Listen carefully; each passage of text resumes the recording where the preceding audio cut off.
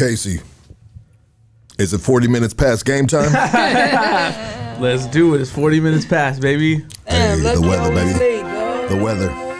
The slippery roads. Yeah, we here though. We made it in one piece. Yeah, we on K9. We on K9 time. We on K9. Whoa. I think K9's got to turn his mic on. Yeah. Welcome to Hood Stocks. Hit that like. Run them likes up for this one, guys. They said they must be on K9 time. Oh, 100%. Let's go. Yeah. Monday night, baby. Got a banger for you. You already know.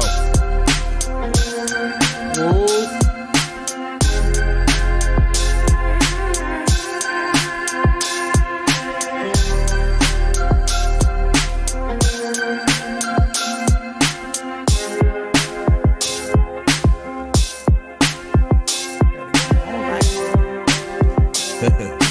She's popping, huh? Shit moving.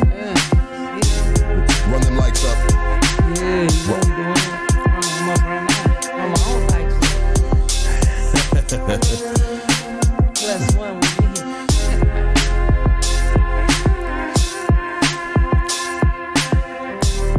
Slow fade. In the rain. Butt naked. Hanging out with K9. Whoa. Is that a bird or is that a drone, K9? I apologize. Apologize about 40 minutes late. Let's get it moving, huh? Looking for some good quality cannabis? I mean, Killa! Quality cannabis. Hit up the folks at Killa Kush. They specialize in bringing you the best quality available from OG to exotic. They got it. Oh, baby. Yes, sir. Matter of fact, we got a couple locations for you right here. You can follow them on Instagram at True Organics Whittier, and that address is 13739 Leffingwell Road. And you can follow this on Instagram as well at East LA Exotics, and that is 6009 East Olympic Boulevard, East Los Angeles, and that is the Killa Kush brand. As a matter of fact, follow Killa Kush as well on Instagram at Killa Kush __420. Roulette Printing, next sponsor is Roulette Printing, your one-stop shop for all your printing projects from start to finish. Roulette Printing will walk you through the printing process and get you the quality prints you need, conveniently located in the city of Huntington Park off of Slauson and Maywood. Please Google and follow all their platforms, and that is at Roulette Printing. All right, looking for the best criminal defense attorney in the city of Los Angeles? Look no further. Doug Sherrod is our guy, and he can be your guy as well. Mr. Sherrod used to be a federal prosecutor as well as a district attorney for the city of Los Angeles.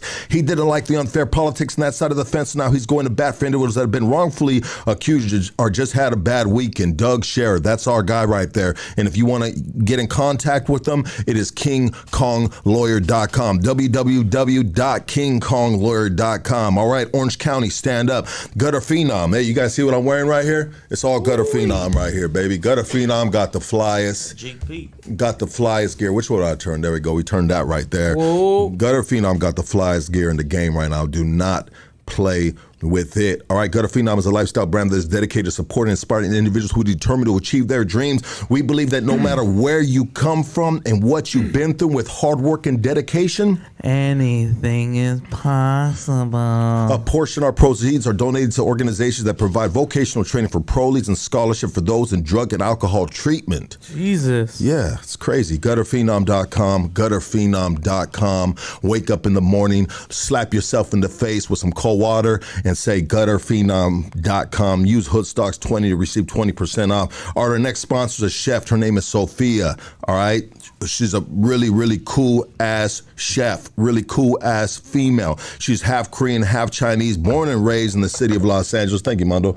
Born in the raised city of Los Angeles. Everything changed in her life when she moved to Diamond Bar with her husband. She missed them LA fired tacos and burritos. I guess Diamond Bar wasn't hitting the same. Being a chef, she realized all she needed was some bomb-ass hot sauce to go on them tacos, right? With 15 years of experience, she put together the ultimate red sauce, and this is it right here. Excuse me, ultimate red sauce. It started spreading like good dope in the hood, turned into a business. King Taco was her inspiration. So with that said, she said, hey, I'm going to name it Queen Cali. And you can find Queen Cali hot sauce on IG at queencali.redsauce, or you can go to the website and order a bottle right here. This is bomb hot sauce. I love it. It makes sense. When I tasted, I said, you know what?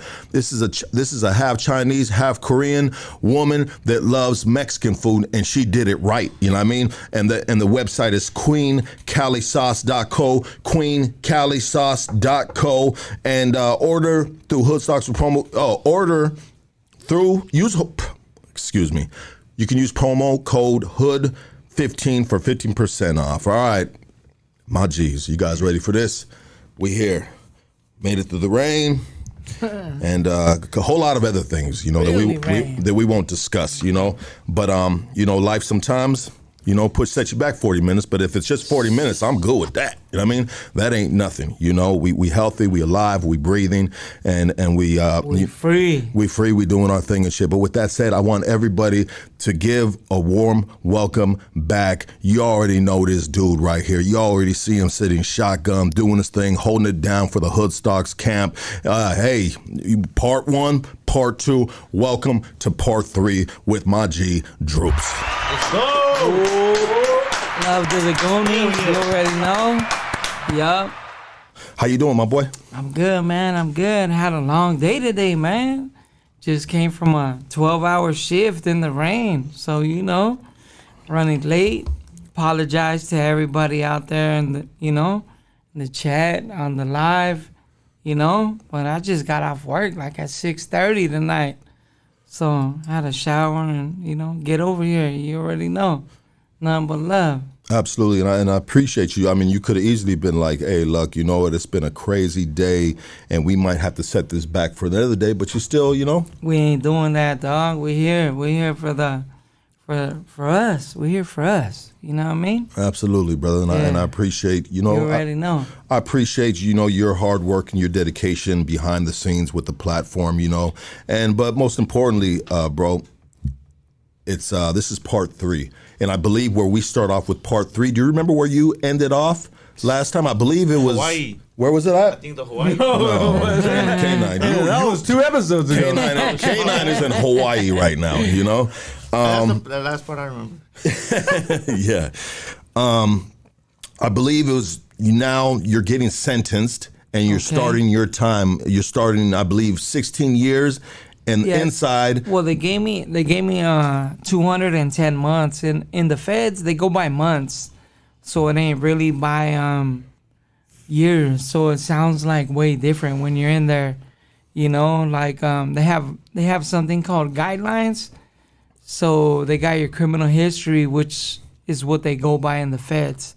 So on the top, it goes like 1 to, I believe it's like 43, something like that.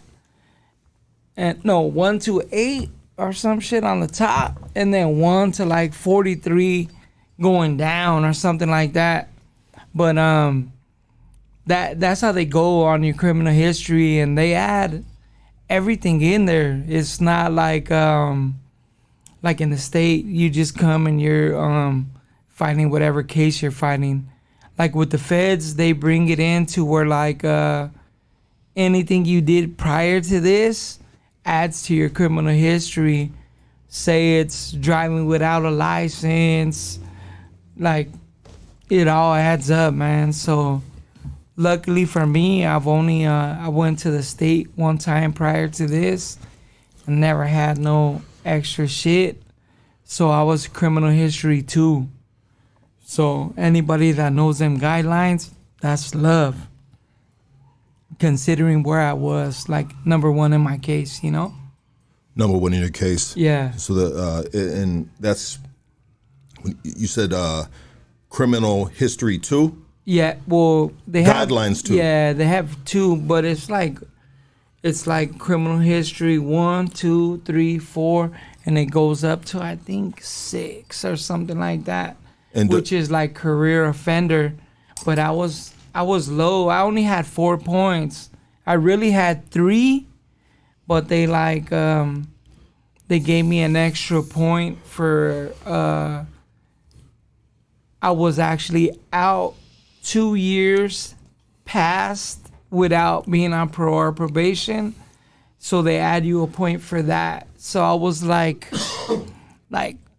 fell within a month, like some crazy shit within a month from the start of the case. So that's where they get it from. So it ain't like from when they got you. It's from like when we start your case, if you were on probation. I was already off probation for more than 2 years, almost 3 years by the time they got me, but they added it into the first crime. So they picked a crime like, on this day you guys did this. So from that day forth is all your criminal history points. So they used like some bullshit ass crime to say that I was still off probation for 2 years. So that's what led me up to like category 2. So, you know what I mean? Okay. I follow a little bit. I'm understanding. It's crazy how they do it. Like, it's technical. Yeah, it's technical. They get very technical on this shit, you know? And so, just out of curiosity, so you had 200. They sentenced you to 210 months. Yeah, my guidelines were 210 to 262. I was category 2, and then I went all the way down to a 38. And then for acceptance of guilt, they take off 3 points. It took me to a 35. So anybody that knows the guidelines, they can look it up right there. I was 210 to 262.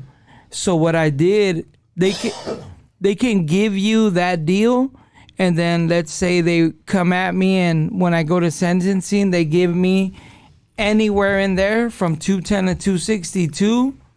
They're within their guidelines because now it goes their way. So what I ended up doing is accepting a binding plea. So I binded my time to 210 months because that's 17 and a half years. You know what I mean? But it could have went to 22. So 22 years. Yeah. So what I did was I was like, you know what? Fuck it. We'll bind it to the low end, which is the 210 months. But they actually offered me a deal for 188 months, which was category 2. But to accept this deal, I had to boost up my criminal history, which was take a crime that was prior to when they actually were on us. They gave me a crime like a few months before. That's what I mentioned with the they boosted me up to category 3.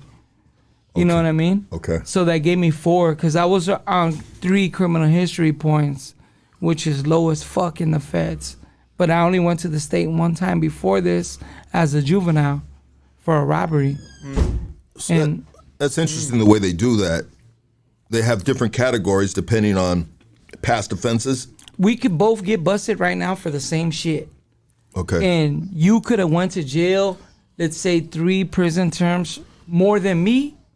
And for the same exact crime, you're going to do like 380 months, and I'm going to do 215. Fuck for the same crime. That's why we ain't gonna get busted for no crime. But that's what I'm just mentioning you as a, you know, but we could go to jail for the same exact thing, and for your crime, it doesn't matter. What matters is your criminal history, and like, you know, that's what gets it. So we can both get busted with the same ounce of crack.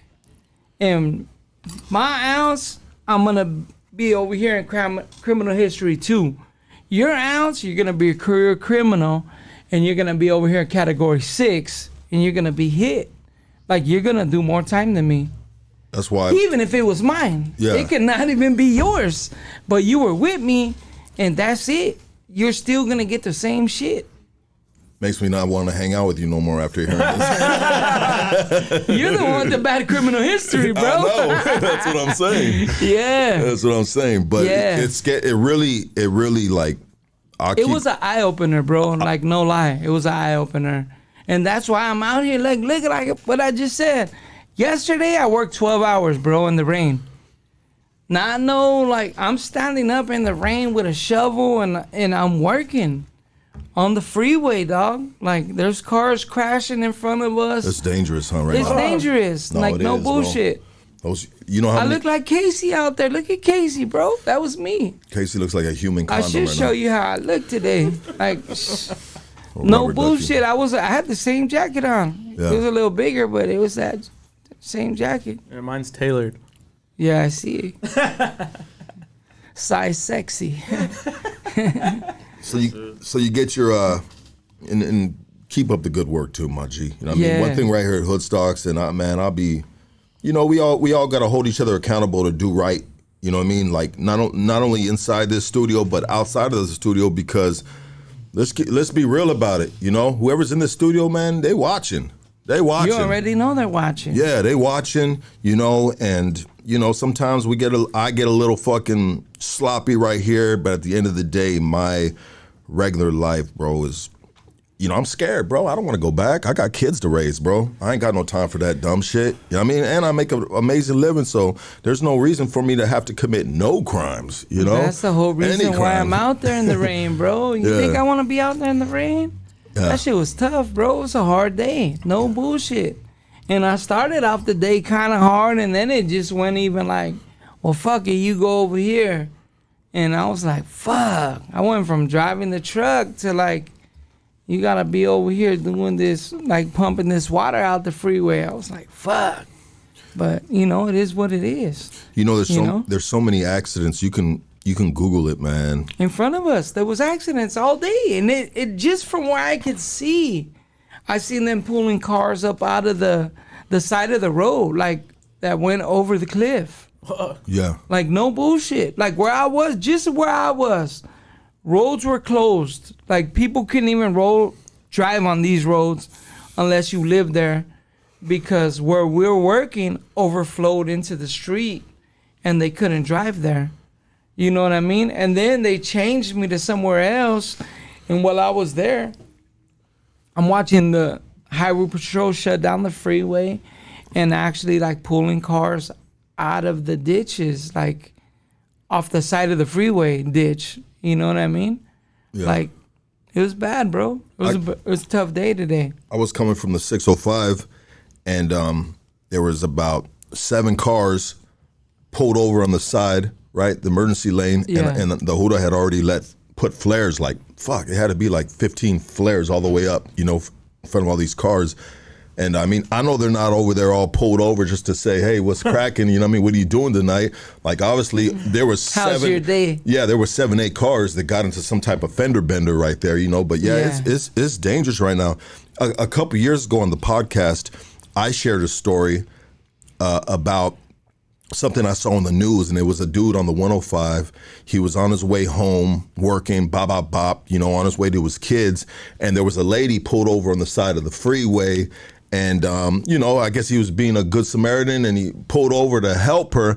And when he pulled over, I may not be saying this absolutely correctly, but it more or less happened like this. The dude pulled over, went out to help her, and as soon as he went out, a car fucking crashed into him and killed him, bro. You know, happening like that. It's dangerous, dog. It's at dangerous. Our job, bro. It's been happening like that. People get in a minor fender bender, get off the car to see what happened, and die. Like no bullshit. Like it just gets kind of crazy. Just, I mean, people are in a rush to get to nowhere, I guess. 100%. You know? You said that absolutely correct. In a rush to get to nowhere, you know. But so you get these 210 months. Yeah. You know, you get how do we start from there? You sentenced to 210 months. Now you know this is what it is. You go and get your plea. Like first off, you know, like it starts with the plea. You go, you do a PSI. So like everybody, it's a pre-sentencing. So everybody does their pre-sentencing, figures out like what range they're at. So they'll tell you like a pre-PSI. They'll tell you like, hey, okay, you've done this many crimes, you've done this. So this should be where you line up at. So hopefully the prosecutor's seeing what we see, and this is about the range you're going to be on, you know what I mean? So that's how everybody starts off. Whenever you take the deal, you're going in there, you're going to get your PSI, you're going to go do a pre-PSI and go and see what's up. you know, and that's when you just basically like say where you're at, you know, you see where you're at. You see where you're at. Yeah. You see what basically is going to be laid out for you for your sentence, 210 months. Yeah. Okay. And so, I mean, what are you thinking when you get the 210 months? Actually, it took me 4.5 years about to actually get the time. So, like, I was in MDC to start off with. I was there right there in downtown LA and Alameda. So I started off there, and like the first day I got there, it was cool. I was like, okay, cool. This is what it is. It looks a lot different from the state. Like when I got to the unit, they had like pool tables in there. Oh, like they that, had TVs out in the day room, like they had like microwaves outside. Like they had like in some of the units, they had like little cable weights and shit. Okay. So it's like a little mini country club. It was a lot different. Like even from how long I did, from then to now, they took all that shit away. Like all that shit is out. You know what I mean? But walking in from like my last spot I was at before that was Cali. Came to my house, they got me. They showed me only our side. Like, hey, these are the people. So the only person I seen on the case from the harbor area was Silent from Wilmas, Little Silent, you know? So when we're in MDC actually getting processed, I see a whole bunch of fools from Wilmas start coming in, and I'm like, what the fuck? Like, all these fools couldn't have been at Silent's pad. Like, the fuck's going on, you know? I seen Silent come through. I seen his brother Teco come through. I seen the homie Drewps, rest in peace, come through. You know, I see these people coming through, and I'm like, nah, like, they couldn't have all been there, you know? And they send them to another room, so that's when I found out there was 2 indictments, you know what I mean? Like, there was mine, which was Daddy Daycare, and then there was Silence, which was Operation Snow Globe, and they put them together to make Operation Wasteland.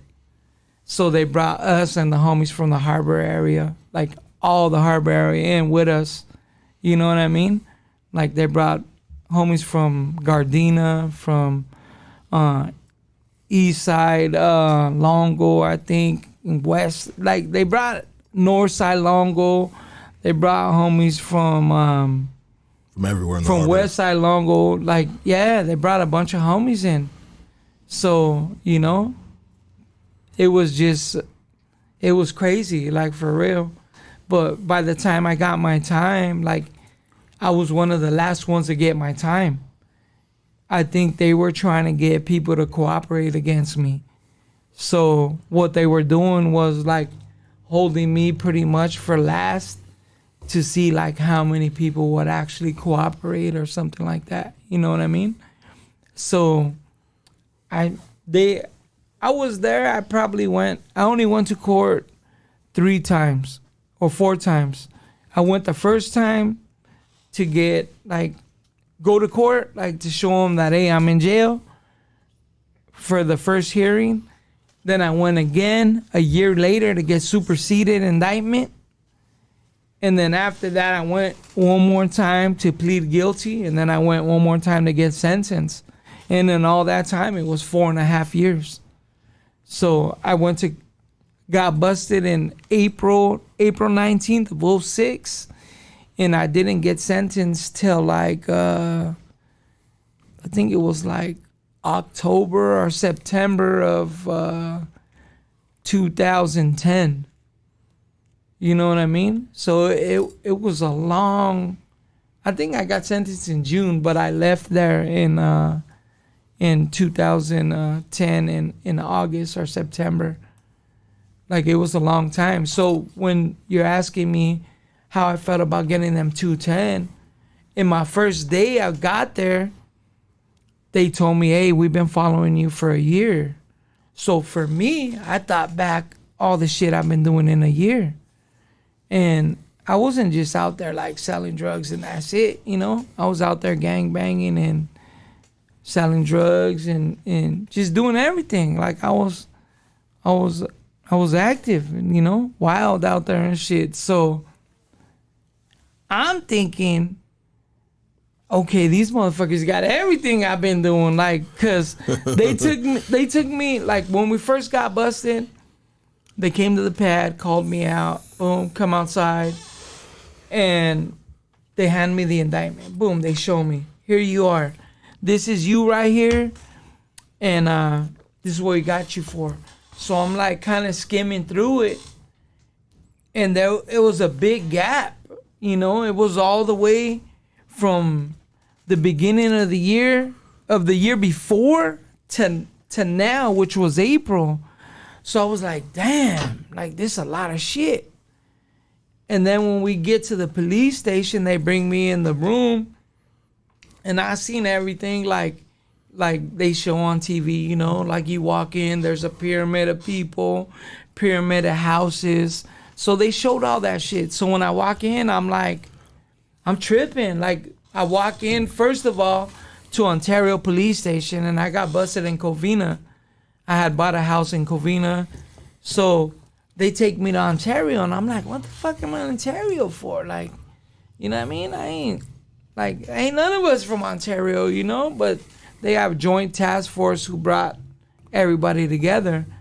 But they had all the houses, everything. When I come walking in, all the cops are clapping like, oh, what's up, Droopy? We got you, Droopy. Like, and I'm like, what the fuck? And I'm still thinking in my head, like, I'm good. They didn't find shit in the pad. Like, I don't have nothing. Ain't got no guns, ain't got no drugs. I don't got shit in my house. You know, I'm like, I'm good. Like, they ain't got shit. Like, what are they gonna do? But they're already telling me, because before, like, when the homies would go to jail and shit, like, if they're fucking with me like that and I got action too, like, I'll bail them out. You know, I'll bail them out. You get busted for the hood or whatever, like, come on, you're getting out. You know what I mean? At least until your next court date. Like, because if I'm going to put the bail up, like, you got to go to court. You know, you got to go see what's up. But, you know what I mean? I'm going to look out. I'm going to try to get you out, see what we can do, you know? So the first thing the cop told me was like, yeah, you're not going to call your bail bonds to get yourself out. You're hit. Yeah.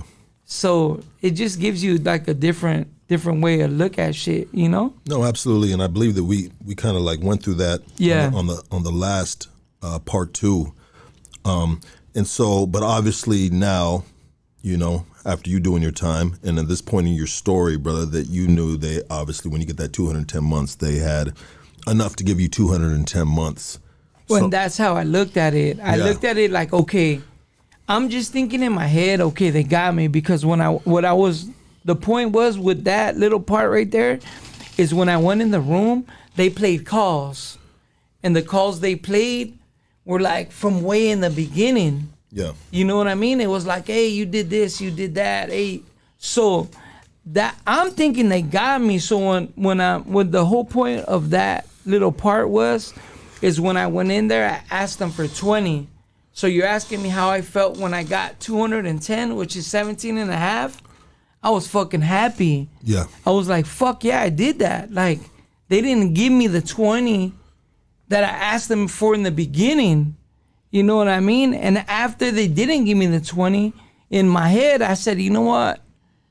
I gave them their chance. They could have got 20. Now, if they don't give me 15, I'm good. I ain't taking this shit. Like, we'll go to trial. Fuck these motherfuckers. That's how I was feeling. You know what I mean? So then after we get all the way down to 4.5 years in, you know, I'm bouncing back and forth from San Bernardino to MDC. And the final deal, like 6 days before trial, they tell me like, hey, we'll give you these 15 years, 8 months, but we're going to give your baby's mom 5. Like, mind you, we ain't been together since before I got busted. Like, we were already not together for 2-3 months. You know what I'm saying? But I'm thinking to myself, like, okay, she's out there. She got my kids and shit. Like, fuck it, let me just get this time. And I'm already in here. Like, it's all good, you know? She got out on bail like 11 11 months after we were in there, because at first they were trying to like just do her dirty, like show that, hey, we could fucking like keep you here, you know? Like in there they pressure you like to take deals type shit. Yeah. You know, they'll tell you they'll bring your parents. Like they told me they'll bring my mom. They telling me they'll bring different family members for different shit, like different calls throughout the time that I was out there, you know? So it's just, it's a different kind of world. So when I got my 17, I was happy, dog. Because I was already, like, at the most I had to do was 13 more. Yeah, for sure. You know what I mean? And I can do 13. Yeah. So that's how I felt. I felt like, fuck, I'm still young, I'm good. I was working out good. I was doing burpees, like 10 pump burpees with the homies. You know what I mean? So it was straight. I'm like, I'll get out healthy, and that's why I didn't want to take more than 20. Because at the time, being 28, I'm thinking, damn, if I take 20, like, I'm going to get out 50. You know, like right now, 50 don't feel that old, but when you're 20, 25, that shit feels fucked up. Like, damn, you know what I mean? Might not be able to, like, get some life out of this shit, you know? So, like, for me to get that 17 and only have about 10 more to do, and 13 if I have to max it all out, I'm like, hell yeah, I got this. Like, it ain't none. Like, I can do it, you know? So it was nothing. I was real happy to get that time. And so where is the first place they send you to start off the remainder of your time you have left? I stood there in MDC waiting to get to the next place for 3 months. And then the first place they send everybody is Oklahoma. It's just like a quick, like little, not reception, but it's a transit center. So everybody gets there that's going to be traveling, like out of California. So they took me to Victorville. From Victorville, we just all got on a plane. Like we didn't even get on, like I didn't go to the facility, nothing. I went straight to Victorville. They have a bunch of planes waiting for you right there. Jumped on a plane, went to Oklahoma. So I stood in Oklahoma like 2 weeks. And then from there I went to Kansas. So my first spot was Leavenworth, Kansas.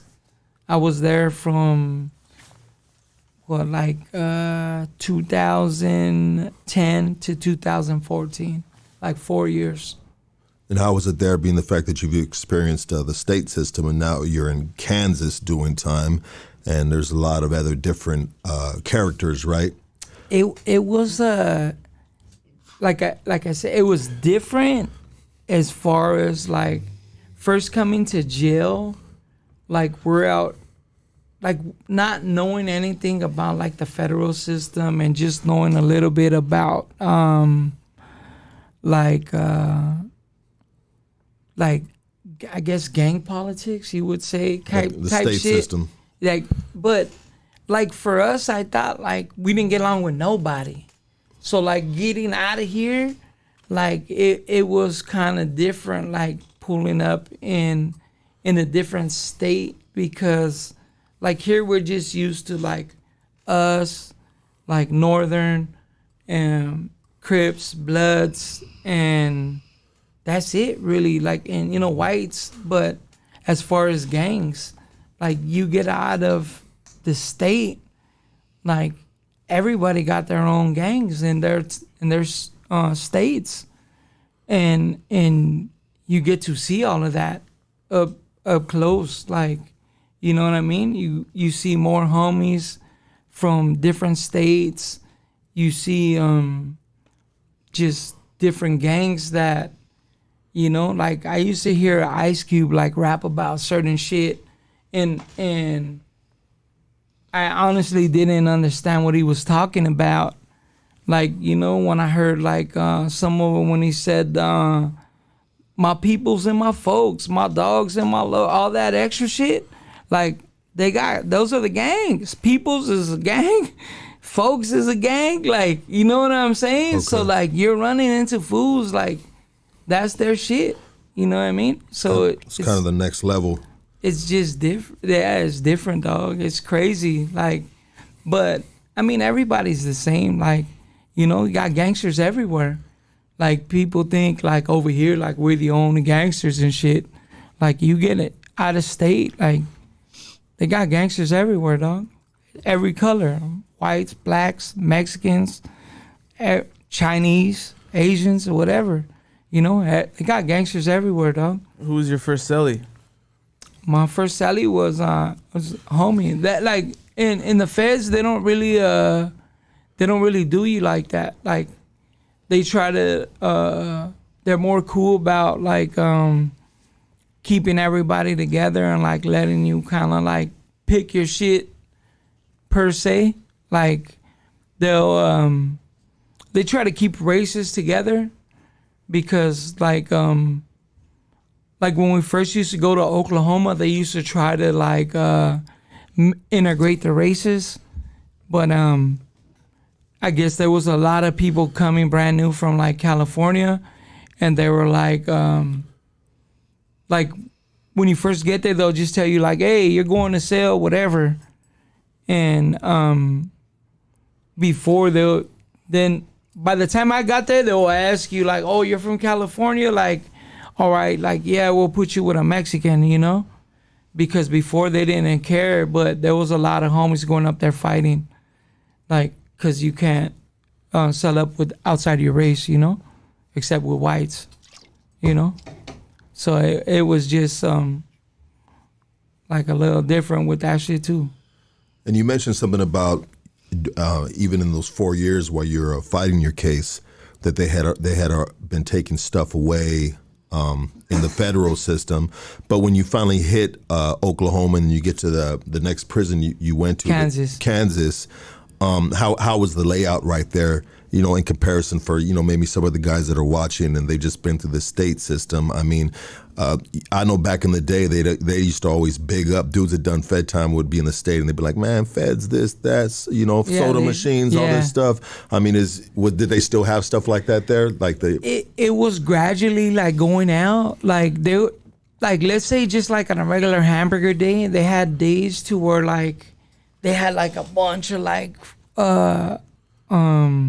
grills, like, if you're barbecuing. Okay. Barbecuing your hamburger meat. While you're picking it up? While you're picking it up.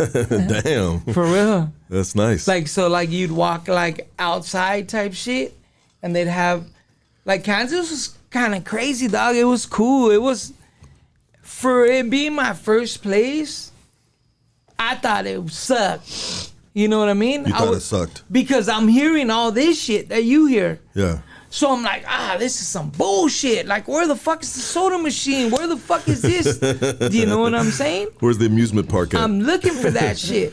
Yeah. You know? Yeah. And I'm seeing a lot of violence over there. Because it was considered a medium high. But it still said USP Leavenworth. So USP, they have USP, which is like level 4 over here. Like in Cali-wise, right? Then they have medium, which is like a level 3. You know, like, it's like a little lower. Then they have the low, which is like level 2. And then they have camp, which is like way better than anything over here. Like, because they ain't no gate, no nothing. Like, if you want to go home, like, hey, fuck it, I'm going home. Yeah. And that's it. They're going to have to go get you at your house. You know what I mean? So I went to USP Leavenworth. That's what it was called. And it was just a USP back in 2006. I got there in 2010. So there was still USP dudes there that points dropped and they just left there. So, like, you get there and it was really cool, dog. Like, now, once I traveled around and been everywhere, Leavenworth has been the best place I ever been, dog. Like, that shit was so fucking cool. Like, I mean, they got a barber shop. Like, you want to cut your hair? Like, it ain't like, hey, the homie's going to cut it. Like, you can go to the barber shop. You know what I mean? Like, when you go, it was actually like a cafeteria, like when you're getting your food. Like, you see the guy giving you your food. Like, hey, fool, hook me up with some extra eggs, dog. Like, what's up? Like, you know? Like, they had a little, like, a cold bar and shit. Like, and a hot bar. at the time. They took all that shit out. But before they had it, like in the morning you go for breakfast, they got like Captain Crunch out there and the fucking Shit. and you could get as much as you want. I'd ate that bitch until the roof of my mouth was fucked up. Kenna would have stood You there. can get as much as you want. And then in the night, they had like beans, rice, and salad. You can get as much as you want. After you went and got your tray. Like you went and got your tray, like whatever they're giving for the day. And then you come through the fucking salad bar and get whatever you want. Man, that like, was Sizzler, bro. Like, let's say it was like some fucked up tray today, but you can still come over here and get a gang of beans and rice and be cool. Like, fuck it. I didn't like that shit, but I fucked this up. 100%. Or like you go and get some pancakes or something in the morning and be like, fuck it, I don't want the pancakes. I just want all Captain Crunch. You know what I'm saying? Like it was like Frosted Flakes, whatever. But they always had some bomb ass cereal right there. I used to buy big ass bags of Captain Crunch from the like food stealing from the kitchen. Like that's a sick ass hustle in there. Motherfuckers stealing from the kitchen, dog. And then you're in there. Look, fool, we were in Kansas. Like you be inside the chow hall and fools would come up like, hey, I got fucking like grilled sandwiches for breakfast. What's up? Breakfast sandwich, 5 stamps. Like, what? Here. Boom, hit the table. So food, a gang of dudes will be in there like that. Sometimes you go for lunch or something or dinner and fools will be selling pruno and shit. Like white lightning in there. Like, hey, what's up? I got this.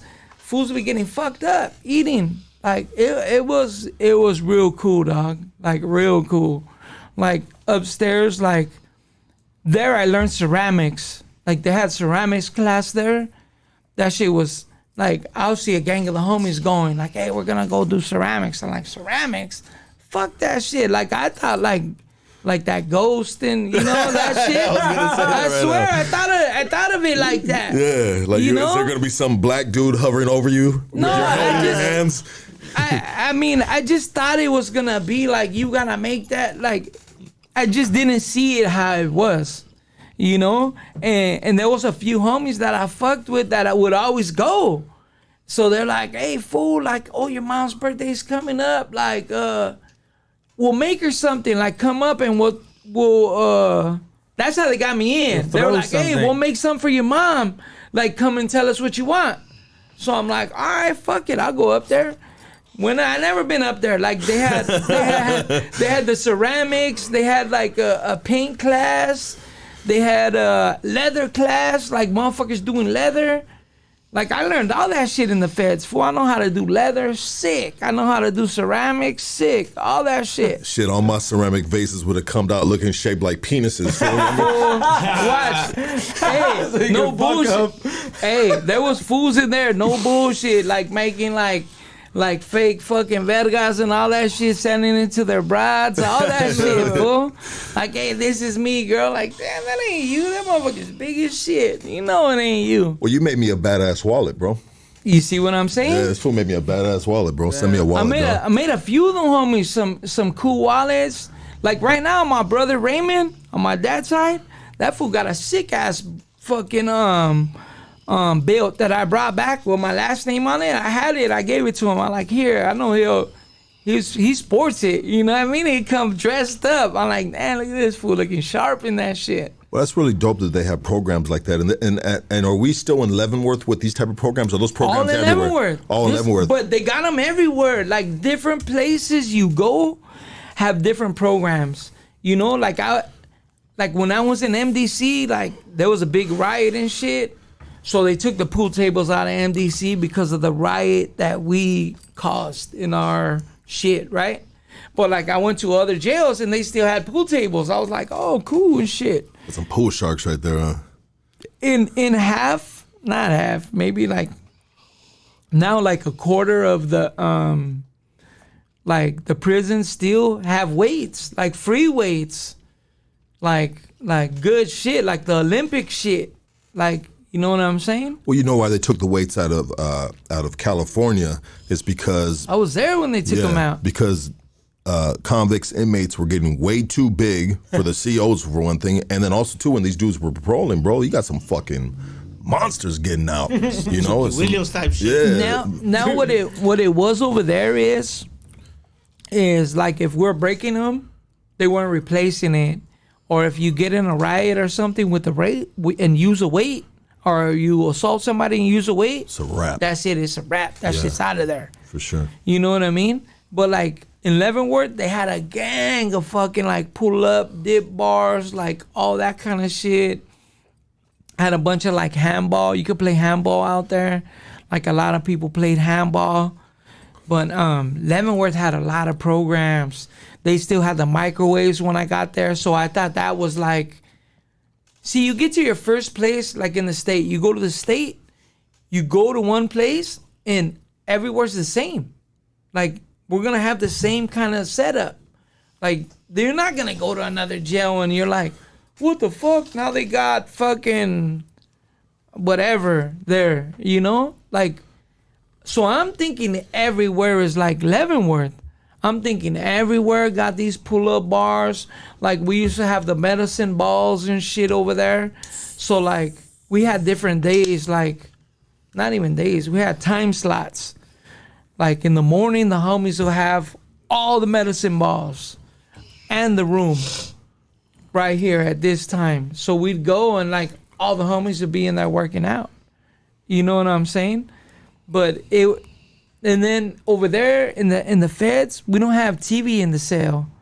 Like in the state, everybody got a TV in the cell.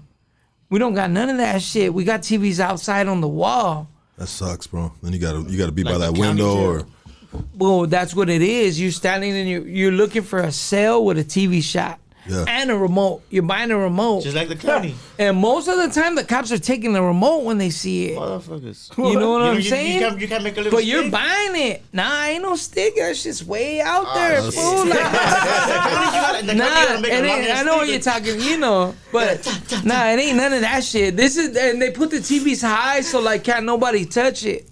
You know what I mean? So everybody gotta buy a remote and shit. But like, but how do they buy a remote? Is it it's the inmates. Everything's through the inmates. okay? Like, It's not really. So it would be considered contraband then, it's right? that's what I'm saying. Yeah. Okay. Well, the TV when they get them in there, let's say they go to R&D or whatever, you know, Yeah. and then they come and put them out everywhere. They come with a remote, so they leave the remote over there. Like, hey, now you guys can't have this shit, or maybe like one Huda have one remote, so he could turn all the TVs off or on or whatever the fuck he wants to do. But now everybody has a remote. Like every race has a remote.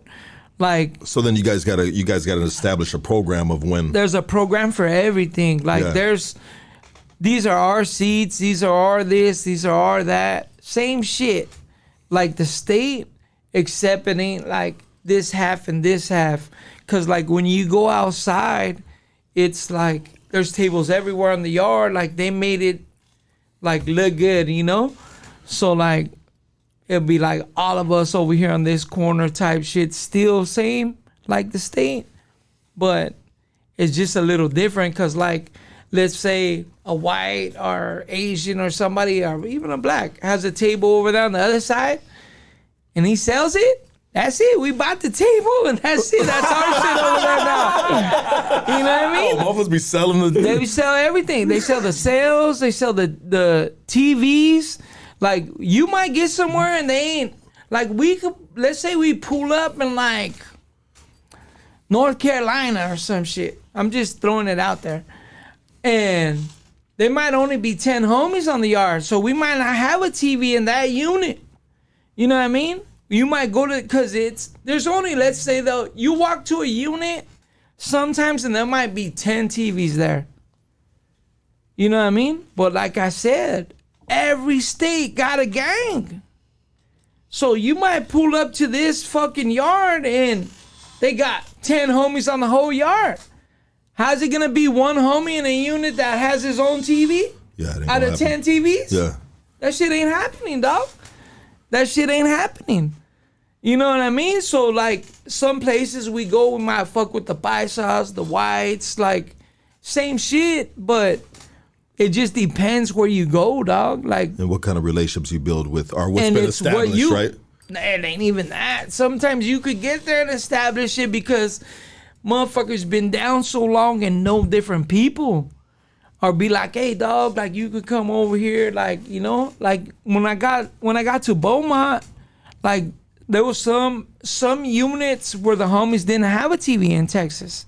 You know what I mean? Some of the Texas fools let the homies like fuck with them and fuck with the TV. Some of the white boys, it just depend what the homies established in that unit. And then on some of it, it was like we buying shit, you know? So like everybody's in there doing a little something, like figuring something out, some kind of hustle. And fools will buy shit, buy sales, buy different shit, dog. That's interesting. I mean, so it seems like it's a seniority thing then, like who's been there the longest. I mean, let me say this, bro. Sometimes it's just a, hey, motherfucker kick off a riot and whoever the cops let stay. Because sometimes they don't, like... And that's how they can... They kick whole cars out the yard, the cops. But that's how they can accumulate real estate, like tables. Everything. That's how they accumulate shit like that from maybe they're deeper, maybe they've been there longer, maybe they got rid of these other guys. So these are like, hey, we're fucking taking these tables now. But how would somebody sell a table if they're part of a car, right? How would one dude be able to just sell the table off of there? What would this be like? Hey, bro, what the fuck? I mean, everybody has their like, hey, I'm the dude, I'm the man right here type shit. I get it. Yeah. So sometimes like your car might be getting short. Yeah. And like we always establish it to where like with us, like even if you bought the shit, like, hey, Lucky bought a sale. Like, all right, cool, Lucky bought the sale. But now that's us. Yeah. Like when Lucky leaves, Lucky can't sell the sale. That's us. Yeah. Good looking out, Lucky. You did that. Yeah. You know? And sometimes it's came to where like some fools are like, nah, I bought it. Like, nah, that's us. Like, oh, but I'm doing bad right now. I'm gonna sell it. Like, nah, because like we don't sell nothing. You know what I mean? Like the homies, we keep in our shit. Like whatever we get, we accumulate for the next people coming. Absolutely. Like, hey, this is us, and that's what it is. So, like as far as us, like we always try to make it better for the next man. Yeah. You know what I mean? Absolutely. Yeah. Makes so sense. It's cool. Yeah. I mean, what would somebody be considered, like rich in there, bro? Like he owns a bunch of tables, bro. He's got 3 cells over here. He's got a couple over here. It's like gambling shit. Like motherfuckers have poker tables. They have different shit. Or stores. And there's a lot of stores. Like fools that have a store and shit. What's a good store? And what's the comparison of someone having a good store and someone having a bad store? You pull into a bad store, it looks like this right here. You know what I mean? Motherfucker just said like, hey, I got a water, I got this, I got some bullshit. I got 3 jelly beans. But you pull into some food stores, and that's just like if you're going to the store in the yard, you're like, fucking God, Costco man, or that fool got something. everything. Yeah. And in the feds, like money stamps are sending that shit on the wire, you know, or like fools that do like a 2-for-1 or type shit. But there's a lot of those are a lot of good hustles in there, like stores and different shit. Like, and they got everything. Swap meets, motherfuckers selling shoes out on the yard and shit. Like most spots I went, I always had like now you guys see me come in here all the time with different shoes and all kind of shit on. Like I'm like that in there too. Like I always like if I see fools coming from different jails, because in different places they sell different clothes, they sell different shoes. So like different candy. Also, like, they have different distribution companies that they go through where you could potentially get, but it all has to fall within the colors or something, right? Yeah, but keep in mind, like I had some Gucci slippers in there. Damn. I got to Arizona, the cops were like, everything has to be under $100, straight up. Like you can't buy no watch or nothing that's worth more than $100. You can't have a chain that's worth more than $100. I had a big ass chain. I had Gucci slippers. I had sick shit because I'm in jail and I'm accumulating.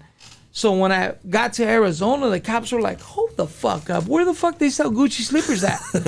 And I'm like, oh, dog, they're fake. Like, we just made that. Like, he's like, fuck that ain't fake. That's real shit. Like, then we got to send them home. I'm like, come on, man. Let me give them to somebody or something. Like nah. He's like, you want to donate them? But, like, you donate that shit? It's going to end up back in the yard. Next day, you're going to see that bitch on the yard. So, like, you see... Then we got a problem. Exactly. Yeah. Hey, homie, those are mine. I just lost those in R&R. Look, they sell different boots. Like, in there, it's like Timberland boots or, like, the good boots, you know? You can have boots like that in there, huh? Yeah, because $100. They cost $100 in the store. But what about a good pair of cowboy boots in there? I don't know about cowboy boots because it's like a steel toe type shit, so they don't really let them come in. Probably has got a heel in it. Any boot any shoe that somebody comes to jail in too, because like there's full self-surrender.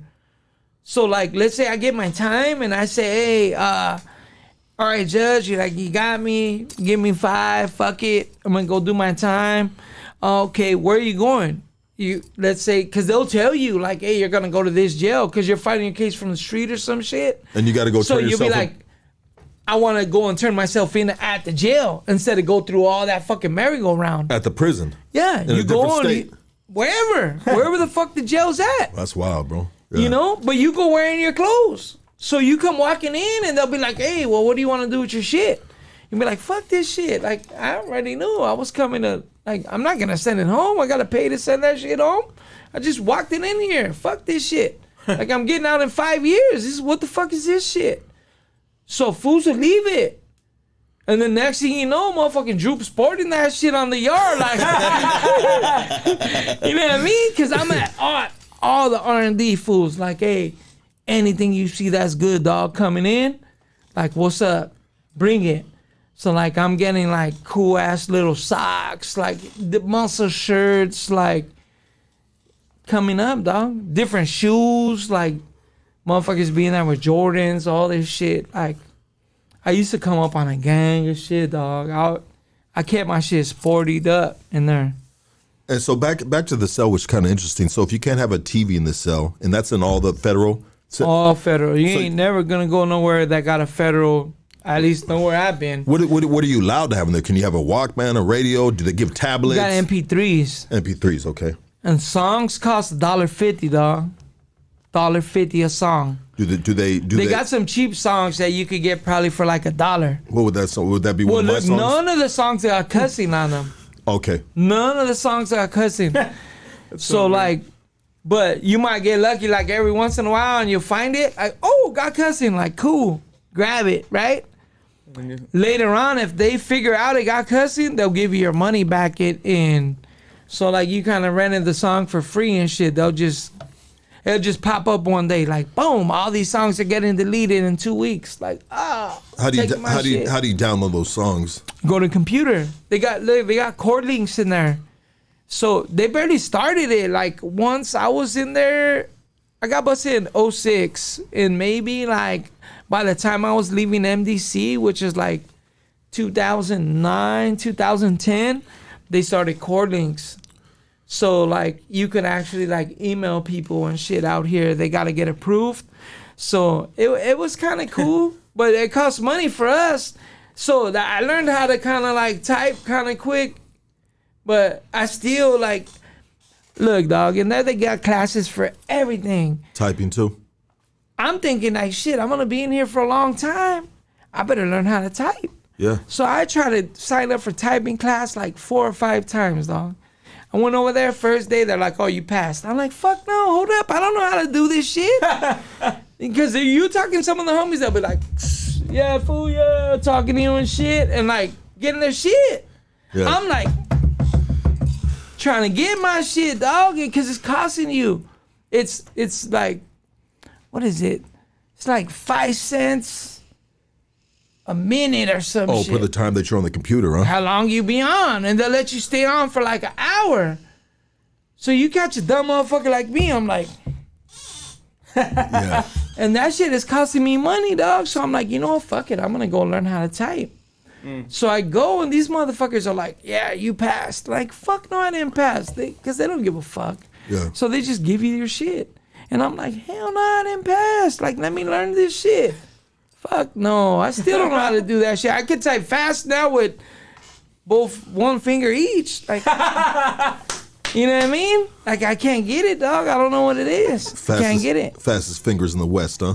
Fast, dog. Like, I think it's because I'm used to. But yeah, nah, it's just it's a whole lot of different kind of shit in there. But I mean, pros and cons, you know. Like, we don't get no conjugal visits over there. Yeah, what's up with that, man?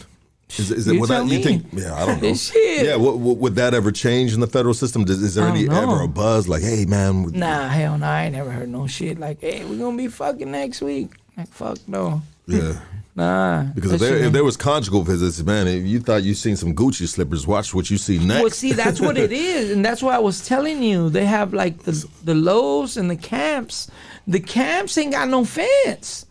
So now when a fool goes to camp, don't got no fence, he got Jordan everything, like jumpsuits and shit.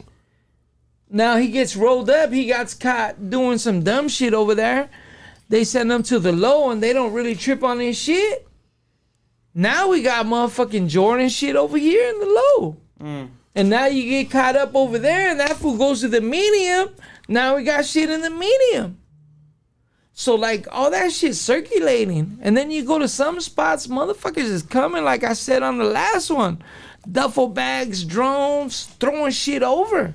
And some fools get so advanced to where, like, they're just doing so good. Like, they're not even tripping no more. Like, people are thinking, like, oh, they're getting a pack or some cigarettes or whatever. Hell no, they just want some Cortez. You know? Like, fools are getting some hats. Like... Fools are going in, like, on different, like, phones and all that shit, but, like... How are the visits right there? When you contact. Contact visits? Yeah, they're contact visits. Are they kind of like, I guess depending on where you're at is depending on how... Everything's depending where you're at. Yeah. Yeah. But it ain't like the state, like motherfuckers walking in all day like, oh, that's a patio baby and all this shit. You know what I mean? A patio baby. You know, you don't remember back in that shit? Yeah, females getting pregnant in the visiting room. Yeah, the patio and shit. Patio but it wasn't like, for real, that's how it was. So did anybody hack that computer? I was tripping out. No, right? See, because it's out in the day room. So, like, there's, like, the cop station right there. And then they'll have the computers right there in the front. You know? Like when I was in Kansas, we were still hearing about, like, oh, they're going to be bringing MP3s and shit over here. And we're like, what, MP3s? Like, fuck yeah, that sounds cool. So I'm chilling one day, and the homies came from New Mexico. And the homies came and told me, because they know, like, I was moving around, dog. Everywhere I've been moving around. Like, fools know what it is. Like, come get at me. Like, I want it, you know? Holler at me. So the homie came and he's like, hey, the homie just got here with an MP3 player. I'm like, what? And they're like, yeah, it has like 500 songs on it. Takes a AAA battery. I'm like, hell nah, let me see. Where's he at? Because back then we just had regular like AM, FM radios. Yeah. So, and everybody's outside gambling, dog, shooting dice, like big ass casino. pokers, like everywhere. Like, and fools are like selling burritos while you're fucking gambling, bringing sodas. Like, it's live. Like, for real. Like, fools have been to the feds. Serving drinks and shit. They know, for real. Like, they're coming and they're catering to you because you're spending money, right? And everything is stacked. Casino. So you got it in your pocket. Like, you're coming. I used to go out there sometimes with like 500 flat books. And that's money, dog. Like, hey, bam, what's up? I'm taking over this fucking game right here. What's cracking? Shooting dice. 4, 5, 6. What's cracking? And I don't know how to play that shit. I had a black dude from Chicago. That fool used to come for me. I'd be like, hey, dog, I'm gonna look out for you. Come on. Let's go to the yard, dog, and shoot for me. And that fool be cracking these fools. I don't know what the fuck he would, like, how they do it, dog, but This fool knows his shit. Sometimes he'll be late, and I'll be thinking like, oh, I've seen this fool been doing it. Like, I got this. They're like, are you gonna start or what? I'm like, yeah, I'm gonna start. Fool, I'm getting fucked up right there. He's coming like, what happened? I missed the unlock. Like, damn, dog, I'm down like $100. You know, and it is what it is. Like, a flat book is $10, $11, you know, $15. And I'm coming out there with 500 of them. You know what I'm saying? And you could only have 3. If the cops pull you over and you got more than 3, they're taking that shit, dog. They might let you slide with like 5 or 10. You got yourself a new indictment, huh? You know what's crazy though is like in Leavenworth, that place was fucking gangster, dog. Like the cops will pull you over, like no bullshit, pull you over, like boom, catch you. 1,000 books. They'll be like, what the fuck is this? You selling dope? Like, fuck no, I ain't selling no dope. I run the ticket because I like gambling too. Got the tickets. Yeah. And they'll be like, you got the ticket? Like, yeah, I'm going to pay another race right now. Go ahead, you can take it if you want. And they're like, hell nah, here, go pay that shit. We don't need no riot. Yeah. They'll look out, dog. Like that, huh? They'll look out. Shout to them dudes, man. Yeah, for real. Shout out. Yeah. And that's something that I was gonna ask you about is the huras right there, like how they. It's different everywhere though. Yeah, exactly. Because there's Everywhere. assholes and there's cool huras, right? Well, it depends where you go, cause like when I was in Cali in MDC, I mean everybody lives right there in LA, dog. Like the majority of the cops right there, and they were all LA cops. Like. I mean, it's your neighbor. Yeah. Like, you walk out of your house, you're cool with both sides. Like, oh, what up? And that's what it is. Like, we were there, and they were like, man, I feel you, man. My fucking cousin's in jail, too, this motherfucker. You know? So, it wasn't too bad. Like, at least in MDC, for me, I had all good shit, dog. Like, most of the people were cool. Like all races, black, Mexican, whites, like all the cops were cool because and they've already seen you on TV. Yeah. You know, they're like, oh, this motherfucker, we done seen you come in and shit, you know? So they know your case and then you're there fighting it for a long ass time. You know what I mean? So like they see you fucking fighting with your bitch, doing all kind of shit. You know, they're listening to your phone calls. Yeah. So they hear all that shit. So it just depends where you go, dog. I think this is a good point, breaking point for our ads. I got to use the restroom. We'll be back with Drewps, everybody. Let's get these ads in, Casey. Oh, here we go, everybody. Today's sponsor, Smirnoff Smash. Let me get to this, guys, and then we'll hop in. Didn't have it lined up, but you know what it is. Big love to Apeish OG. You can cop all the amazing flavors of Apeish OG at OG Nation in the city of Maywood. All right, so come get your flowers and edibles. OG Nation is a one-stop shop for all your cannabis needs. All right. So follow them on Instagram at Apeish_OG. All right. I need you guys to hit this like button, dude. Drewby's getting down. I need you guys to hit this like button. All right. Hit that mother like button. All right. Big shout out to our personal private jeweler, D. Leo the jeweler. All right.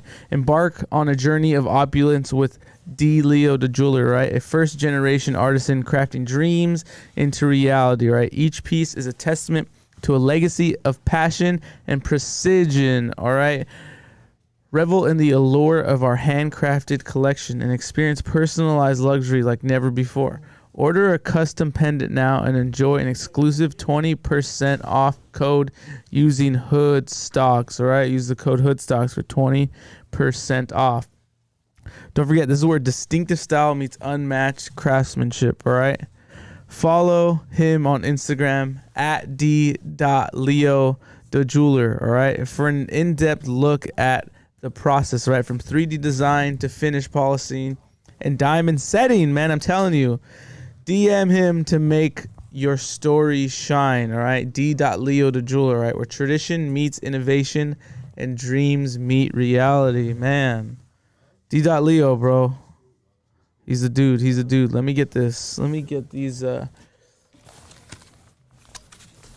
Let me get these gummies right here. All right, prepare for blast off and embark on an interdimensional journey of self-discovery and exploration like never before. Introducing the exclusive Rick and Morty interdimensional gummies, your passport to inner realms of consciousness. All right, unlock your mind's eye and allow your senses to finally come alive without the strings that strain our perception of the world. With Rick and Morty gummies, you can experience all of this and more. All right, make sure you give these dudes a follow on IG. It's at Rick and Morty Gummies Official. All right, at Rick and Morty's Gummies Official, and tap in with their Telegram. The link's in their bio. All right, on Instagram. Businesses, you need some stickers to promote your brand. Well, here's our sticker plug, all right? Graphics Joe is our guy, all right? Nothing but quality, construction hard hat certified. So please contact Graphic Joe at graphicjoe1376@gmail.com. That is graphicjoe1376@gmail.com. Or follow him on Instagram at graphicjoe_, all right? Hoodstocks is also sponsored by Lux Tattoos, all right? The best black and gray work in the city. Place your appointments now via Instagram at Lux_tattoos. That is at LUX_tattoos. All right. Hey, you want to get Son on the phone? Son's on vacation, dog. Is he? Let's just open this up and see what it looks like. All right, mate. We're gonna. All right, we're opening this up. Have we won any money? Okay, so let's look at our past entries here. Past entries. Won, huh? We won 95. That was our past entry. Let me try to get Son on the phone. Try to get Son on the phone. Let me. All right, guys. Shout out to our sponsor, Prize Picks. All right, Super Bowl 58 is here, and Prize Picks is the best way to get your action in on the game. We have the San Francisco 49ers. Let's go versus the Kansas City Chiefs, man. Fuck them. All right, we're about to go. Make some picks. We're about to make some picks right now with Son, but remember, you download Prize Picks and use code HOODSTOCKS, you'll receive an instant deposit match to $100, right? If you deposit $100, they will match you that $100, all right? And also too, I believe there'll be a link in the description. If not now, there'll be a link after the podcast in the description that just takes you straight through our Prize Picks link. It's our Prize Picks link, and it will automatically apply it. And when you guys do that, you know, it helps us out with Prize Picks, man. And we know we got the Super Bowl coming up, and I believe this is the best platform to make your picks, man. And you know, see some residuals and just have fun. It's fun, man. When you got a little incentive on a team or a Super Bowl, bro. And it may not even be your team, bro, but it just makes it a little more exciting sometimes. I'd say, Son, what's up, baby? Absolutely. Yo, what up? What up, baby? Hey, Son, you got some wins right here, baby. Hell yeah. So we won 95 from our entry with Rosen and Edwards. Hell yeah. See, I told you. Oh, you told us, huh? All right. Hell yeah. Do you want to do something else, Son, right now, or what are we gonna do? We could do some NBA. We could do some NBA. NFL, we'll bet big when it comes close to the Super Bowl, which would be on Saturday. Sunday. It'll be Sunday, yeah. Well, yeah, but Saturday we'll make our picks for the Super Bowl. Yes, it's Saturday morning. Right. We'll be back online to make our picks. We're actually going to switch it to the mornings to the nighttime. It's going to be a crew. I don't know. We'll figure it out as we go. We'll figure Crew that pod. out. All right, Yeah, it's so gonna we be a crew got pod, yeah. Son, who you thinking this week? We got the NBA. We're gonna. Damn, we got the NBA. I was doing my research on the NFL picks, but Let's go to right NFL. Let's Well, go to NFL. We'll save the. All right, we go to the NFL. Then you want to do it now? Because there's only one game and it's a Super Bowl. If he's fresh on it right now, let's just do it right now. All right, let's do it, bro. If he's feeling it, this is where he's focused at. So Patty Mahomes is Yeah. on sale right now. He's 99% off. Hey, I said we take that, dude. It's only 0.5 pass yards. You can't get a better bargain than that. We got to do it. So he's for sure gonna get more. For sure. For sure. All right, they gave us. Yeah, they gave us one. They try to throw us a layup. We got to take that. Yeah, we're gonna take An that. alley-oop, baby. Yeah. Absolutely. Yeah, exactly. All right, then. So the next one we're going to take is Pacheco, and he's going over the rush yards. It's going over 67.5 rush yards. Yeah. And then all the way at the bottom, we're going to take Brock Purdy Okay. over 12.5 rush yards. Okay, over. All right. Yeah. We could hit this for right now, and then we could do more next week, All or right, you you want to wanna go take hard right now? We'll do this now, and then we'll have a couple. We'll have a couple in the oven, right? See how it All right. turns out. So, what are we gonna do? How do you want to do it? What is the options we have, Casey? Well, what we have left would be Travis Kelce. No, with the picks we have right now. Oh, with the picks. All right, so we have. What do you want to do with this right here, son? I was wondering, do you have to take 3 or 4? Because if we were going to take 4, I was going to tell you to take Christian McCaffrey. Do it. It's anytime. It's pretty much anytime TD right there. Okay. All the way at the bottom. Oh, all the way at the bottom, not this one. Okay, all the way at the bottom. Anytime. Oh, okay, yeah, I see this one. Oh, yeah, that's the one that says 0.5 rush Yeah. TDs. Yeah, I think that was the value right there. We should be able to hit all of those right there. All right. Okay, so how much do you want to put? No, not that one. That one's the rush yards. We want to take the not this one. the 0.5 TDs. It's at the bottom. Yeah, that one. Oh, it was even further. Wait, no. That's the one I had selected. Yeah, that one's good then. Let's keep that one. Yeah. Okay. Yeah, so those picks look good, right? They look good, right, to me, right there. What do you want to bet, Lucky? I'll say you want to put $100 in that? $100 in that? So let's see. Let me see. If I put the 100 in, 700. what do you think? Son? Damn, I'm feeling pretty good about those. You know, Okay. raise the stakes a little bit. Fuck it. $100. I like it. Let's do it. $100. And then we just leave it like that. Do they all hit, or is there some type of thing that we Well, can? we'd have to wait to the Super Bowl to see. I know that, but there's something that you have to hit all those to get it? Should we just- So we're gonna do. Do you want to do power play or flex play? He's confident that we'll get all 4 correct, which will give us 7 times. Yeah, hey, let's go all out. Hey, say less. Super Bowl weekend. Say less. Thank you, son. Thank you, We son. will be We're in placing our contact. picks. Thank you. What happened? Thank you. Peace. Extra amount when using this discount project is. So did that go through?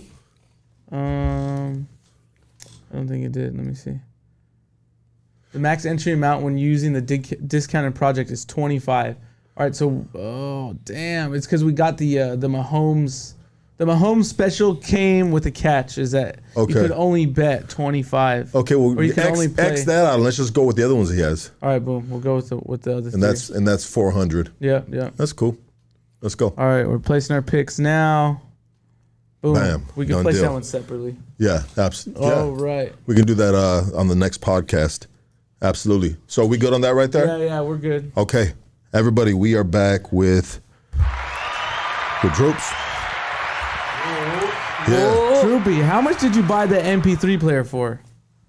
I ain't even gonna lie. Look, that MP3 was expensive as fuck. It was the only one on the yard, right?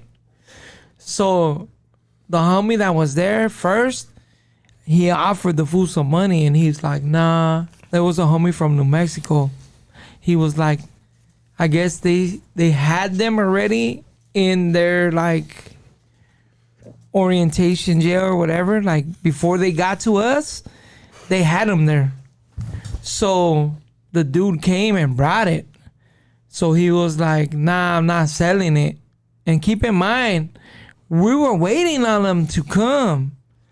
And we didn't know how they were going to come, or like how they were going to be. So it could have came the exact same one. But no bullshit, I ended up paying $800 for like an MP3 with a 1 battery with like little less than 500 songs on it. $800. How much? $800 is a lot of money for. I didn't pay cash. Yeah, I get it. You paid in stamps, right? No. Okay. Anyways, this is still a lot of money. It's a lot of money, no Yeah. matter what. Because Whatever look, that you're was paying. money that was coming in regardless. Yeah. You know what I mean? And so when you have five, I mean, how much do you enjoy that while you're in there? 500 songs. I mean, is it just like is it like a treat to have it? You don't know what's in there, so you're just gonna kind of like. Well, I ended up knowing everything in there. I mean, I had it for like, shit, I probably had it for almost a year. And I had it through like different kind of like shakedowns, like cops running up on the room to raid. It was small. It was like like small, like maybe half this size. So like they would come to raid and they'll be like, get on the wall, and I'll be like, have it in my hand and just get by. You know what I mean? Type shit. Because that would be considered contraband. Of course. Okay. I was the only one on the whole yard with one. Okay. So that's why it was easily worth $800 to me. And then I love music. Okay, because at the place you're talking about, you said they had only AM, FM transistor AM, FM radios. And that's tough being this. Keep in mind, in Kansas. Yeah. So it's not like Power 106, 92.3 The Beat. It's not none of that shit. Bluegrass over there. No, they got, we were like on the side where like, I think there's a college or some shit. So like, if you stay up, let's say late night, you get to hear some like some gangster shit at night, like from around that way. So like we'd hear like a lot of the people from out that way, you know what I'm saying? But go ahead, I'm sorry. Go ahead. I was gonna say, like, being the fact that you had talked about, when you're hitting these other states, there's different sections, there's different gangs, there's different cars. Yeah. I mean, who were you the most impressed with, meeting out there, like a certain section? Like putting in work? No, or they were just like cool people, bro, or however you want to say it, you know what I mean? Like, people. Like, no bullshit. Like, I've always, like, in the feds, like, the homies fuck with a lot of the Texas dudes. Like, I know a lot of people, think, like myself, like when I first came to jail, like as far as Mexicans, you know what I mean? Like, but I was cool with a lot of different people. Like I got people still now hitting me up from different states, like good white dudes from different places, good black dudes from different, like, you name it, hitting me up from them states. Like, what up, my boy? Like, it's good to see you out. So you've created some good relationships while you were away. Some good relationships, some good friendships. Like, I got to know a lot of different people from a lot of different places, and it pretty cool, man. What would have been? And you talked a little bit about having the black dude from Chicago meeting you out in the yard, him shooting that dice for you. Obviously, you broke him off a percentage of the winnings. All the time. Yeah, you took care of him, right? 100%. But what was something that you would like to occupy your time with? You talked about doing ceramics. You made me a badass wallet. You showed me a picture of that belt. And then my brother, you see my brother standing, he's watching, he's like, look, this is the belt we talking about. What was something that you enjoyed doing while doing 16 years? All of that, bro. Like, just being able, like, every place I went, I was able to do something cool for my kids. So, like, different people doing like backpacks, making blankets, backpacks. Just speak on that. Like, how would they do a blanket or a backpack? They're doing it out of like crochet. Okay. So they crochet. Like, I'm telling you, in there, it's like a different. It's a different world. It's a different world. Like, I mean, I use that word different a lot, but I mean, that's the only way I can explain it. Like, I never seen nobody beading all day or crocheting all day.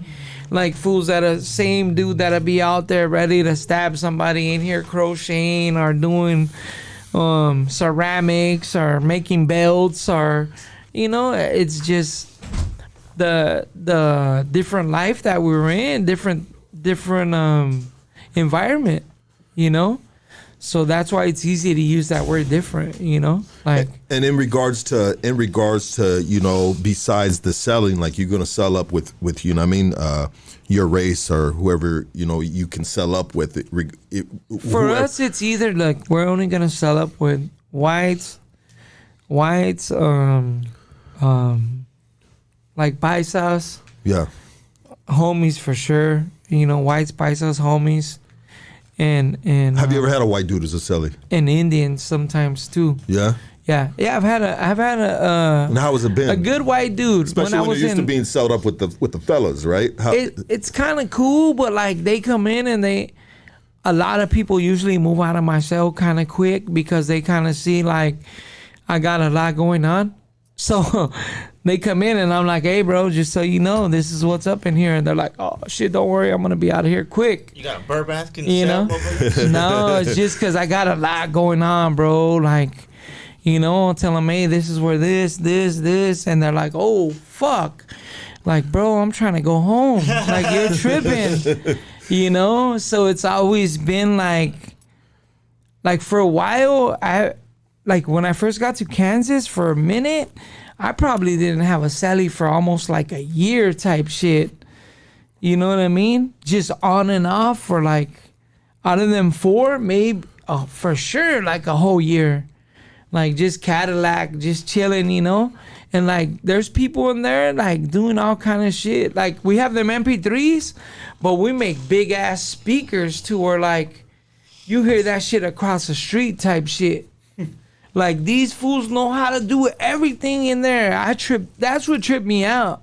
Like they'll come, they'll get a magnet, they'll get some wire, and they'll fucking start building some cardboard and put that bitch in the speaker, and it's You'd be bumping, huh? bumping, fool, like crazy. Ingenuity.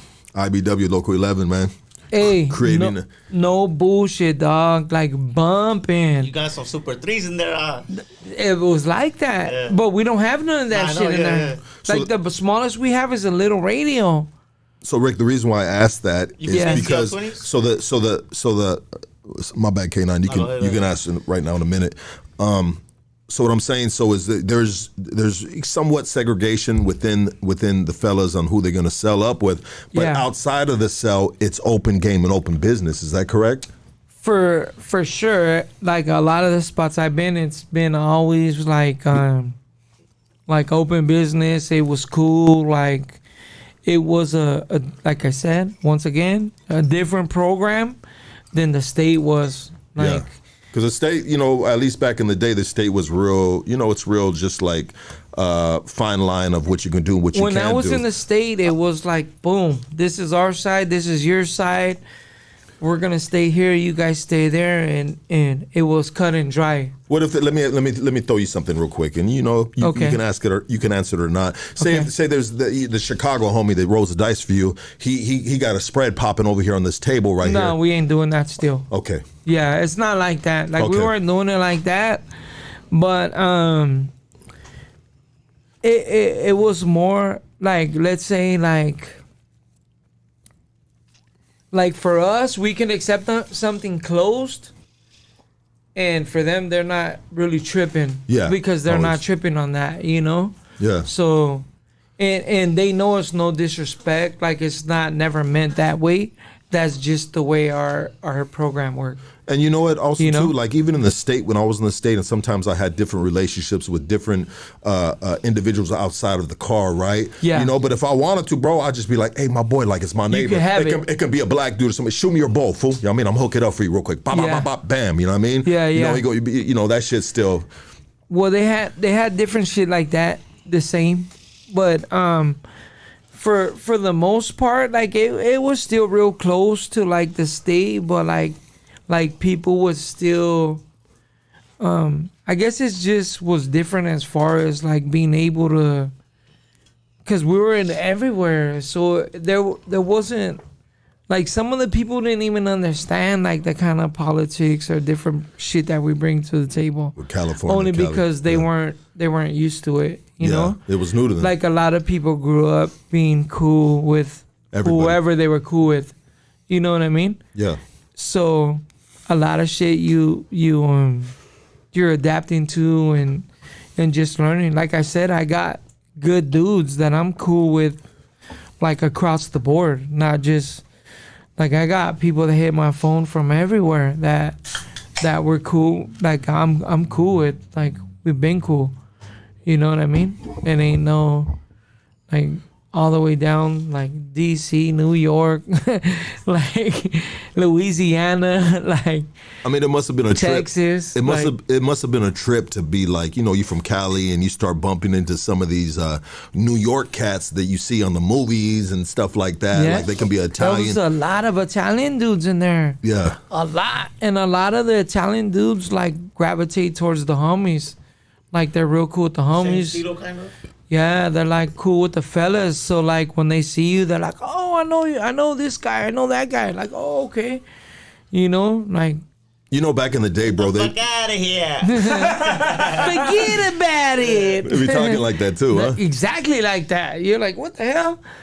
Yeah. You start hanging out with them a little too much. You start No, talking it's cool. like that. Like Yeah. in Kansas, I'm telling you, I got a Dodger chessboard I gave to my dad.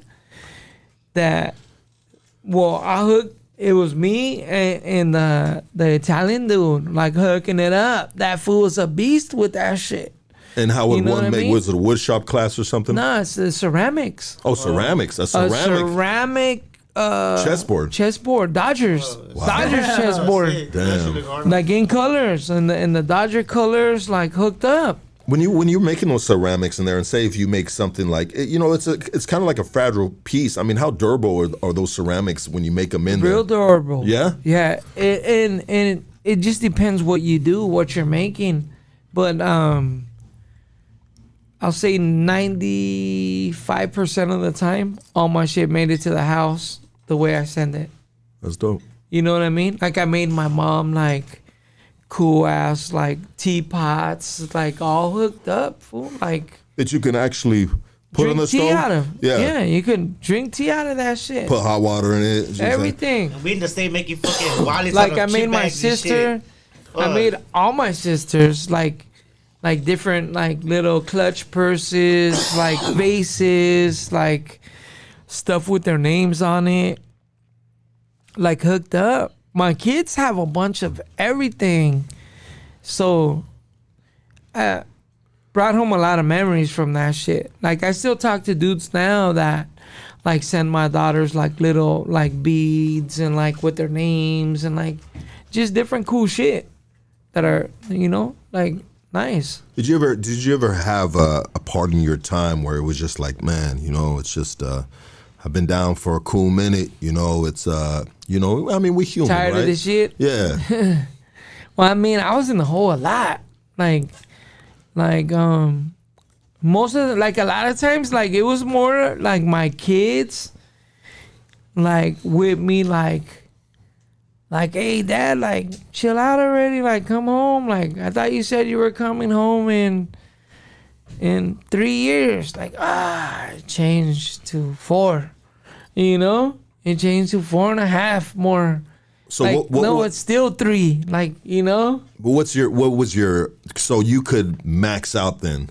I could have did the whole 17.5. Okay. You know what I mean? And I ended up doing like right about to like 16 type shit. Okay. Okay. You know what I mean? But I could have gotten out, let's see, in like 14 and some change. 14, maybe even 13 type shit. When you do a long stretch of time like that, and you grew up the way you grew up, which we've already discussed in previous parts with you on Hoodstocks right here. And if you guys don't know, you can feel free to go back to part 1, part 2, and here we are at part 3. Salute, everybody. Yeah, everybody hit that like, please. That helps out. Like and subscribe. But you know what? When someone goes in to do 16 years, you know, is there lessons learned? Is it just like, you know, some cats can potentially just be lost in the system and just be like, hey, this is my life. I already gave all this freaking time. Yeah, I'm out now, but it's still hard to break from certain things. I mean, how do you feel? Like, how did it affect you? I mean, I just told you where I just came from. Yeah. And I was late half hour to the show because I had to work 12 hours in the rain. Like, I think that explains a lot of it, you know? Like, Yeah, absolutely. like before this, like every time I went to jail and came back out, I was used to right back where I left off type shit. And this time I think for real, like I think being in the halfway house kind of like helped me out because it kind of slowed me down and gave me the chance to like catch up to everything going on right now. You know what I mean? Because I think if I would have got like straight out to the street, like I would have probably left off. Because a lot of people think like this, right? They think, okay, you're doing time, you know, gelling or whatever, so you caught that break from the street. But if you really think about it, I never got that break. You know what I mean? My shit was, I went to jail for RICO conspiracy. Anybody that understands RICO is some gang shit. You know what I mean? So I went to jail on some drug dealing gang shit. And then as soon as I got in there, that's what it still was. You know what I mean? It just went from like being for the hood to, you know, representing, you know? Yeah, you're still even though you may have some like feelings of like, fuck, man, living this lifestyle got me here, but regardless of how you might feel, you still are in the game and you got to survive and do whatever you got to do to survive in the game, right? So you still got to play. You're still playing. I could tell you like this, dog, 100% when I went in there, and it was like, even like I told my kids, like, I came to jail for like, this was the way I would easily explain it all the time. I said, I came to jail for being an asshole, so I'm going to be an asshole until I get out of jail. Yeah. And then once I get out, because they would tell me, like, my kids would tell me sometimes, like, Dad, do good in there. Like, do good. And I'm like, well, I'm in jail for, like, being an asshole, like, for messing up. And in jail, we don't need people that are doing good. We need people that are assholes. We need an asshole in here. You know what I mean? Because that's the environment I'm in. And I know it ain't probably right or probably what everybody's looking to hear, but I used to be in there and see a lot of people that come to jail and want to do good now that you're in jail. You know what I mean? But if you were doing good, I don't think you'd ever would have went to jail. Like if you would have been like reading your Bible or doing all that stuff all day. And I'm not trying to like offend nobody or be on no extra shit. Why read it now, huh? No, I'm not really. I read the Bible in there. Like Okay. I read the Bible. I went to church. Like I did that stuff. I wasn't on no But why like. switch up? Like you're doing that shit out there, and then you go right away inside. Like I just felt like if that's what you were doing, you could have went. You could have did that out there, like where it's needed. Like this is where we need you to do good, because then you don't have to worry about going to jail. You know what I mean? But I went to jail because I was being an asshole, because I wanted to be living that life. So once I went to jail, I was just like, you know what? I'm going to continue this shit until I get out. And then if I get out, if I want to change, if I want to do better, if I want to do all that extra shit, then that's the time for me to do it. Not right now, because right now I'm in jail for being an asshole. I know it makes sense to go to jail. Okay, oh, I'm in here, I learned, I understand, like it's bad or whatever. like Scarface said, you want a better guy? I just looked at it like that, dog. Like I came to jail because I was Makes fucking sense. up. So I'm gonna not continue to be fucking up, but like I'm not gonna be like I see a lot of dudes in like go in there, like hang their shit up, be like, hey, I'm good, like I believe in this now, or I'm gonna do this or do that, and then as soon as they come home, they fuck up. So for me, I felt like if I'm gonna come home and do good, that's where I'm gonna do it at. I'm gonna do it when I come home, not right now and then come out. Cause I could just think of this. Let's say I would have went in there and And of course, everybody, they're facing a lot of time, or they're dealing whatever they're dealing with. You know, a lot of people talk to God like, man, God, give me one more chance. Let me do this, that, whatever. You know what I'm saying? But sometimes when they come out, they get back to their old vices, whatever they were on, like either getting high around their homies or whatever. And they're like, forget all that shit. They forget everything they talked about and get back into it, you know? So I felt like if I went to jail because I was fucking up, not really like I was gonna be in there fucking up crazy, because like I was chilling. I'm not gonna act like I was just in there on some like fucking kamikaze shit or whatever. But I was on whatever we were on. Like if I pulled up and this is what we were on here, that's what I'm on. Like I'm with the homies. Like I was always with whatever crowd was active, you know, because I ain't never in jail said I wasn't active or none of that kind of shit. You know what I mean? So how do you feel about cats that go in there and, you know, they're on the streets, they were doing the mostest, and now they're being caught for doing the mostest, and they, you know, say, hey, you know what, I'm chilling. You know. But that's why I never did that, because I seen people do that. And I just looked at it like, if when I get out, I want to do good, that's my time to do good, you know? Yeah. And since I've been out, actually, like, I mean, I ain't been out here on no extra shit. Like, I'm chilling. Like, you know, if motherfucker pulls up on me and they trying to figure something out, you know, we can figure it out. But, like, I'm not out there looking for you. Like, I'm not out here looking for nobody. Like, I don't have any problems with anybody out here. You know what I mean? So I'm not, like, before. Like, I used to actually be out here driving around looking for motherfuckers. You know what I mean? And I'm not on that shit. Like, I'm chilling.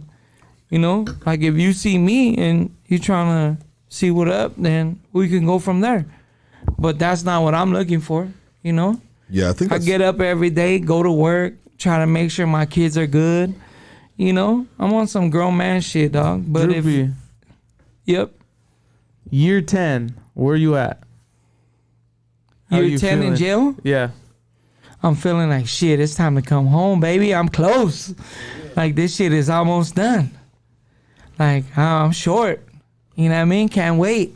Let's do this. You know what I mean? I could see the door. Like, I know it ain't that far away. You see the horizon. You know what I mean? Yeah. Yeah, year 10, I can almost feel the door, baby. It ain't like, you know, like I said, by the time I got my time, I already had a quarter of my time done. So it felt like I could see the light, you know. But hearing in jail, like me asking them for 20 and them not even, they're like, nah, we're not giving you 20, you're getting life. You might get the death penalty. I'm like, God damn, what the fuck you got? You know? So it just has you thinking different, you know? But at least at that time in my mind, I was okay with in my head, like, fuck it, if I'm not gonna get out, I'm not getting out. Like, it is what it is. You know what I mean? I know what I was doing out there. And that's even something I used to tell my lawyer, because my lawyer's like, what do you mean you're not gonna tell? And I'm like, what the fuck are you talking about? They're like, I mean, that's what it is right here. Like, you know what I mean? You want to go home? You better fucking figure some shit out. Like, we need to know some shit. I'm like, look, man, don't come at me like that. You know what I mean? I know what I was doing out there when I was, you know, selling dope and gang banging and shit.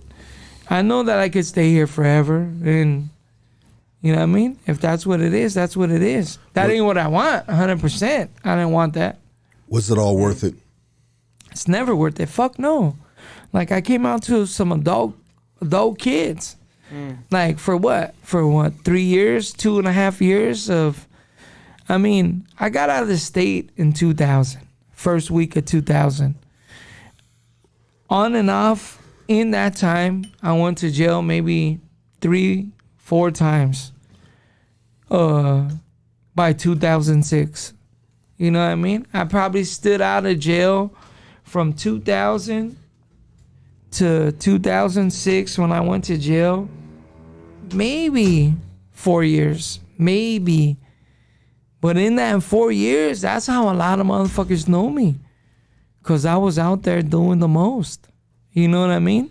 But to think that that was worth it or some shit like that, fuck no. Like, I went to jail when my kids were 1, 4, and 10 years old. I got out to them being adults. Like, I got out to my youngest daughter being 17 years old. Right now, she's, you know what I mean, grown up in college. I mean, if you can take it back, you know, would you? I don't really know about that take it back because I'm not with all that shit, like, oh, if this or that or whatever. Like, I mean, what happened already happened, you know. But what I can tell you is I learned from it. Of course, that's why I'm out here and get up every day at 4 a.m. and go to work and make sure that I get it in.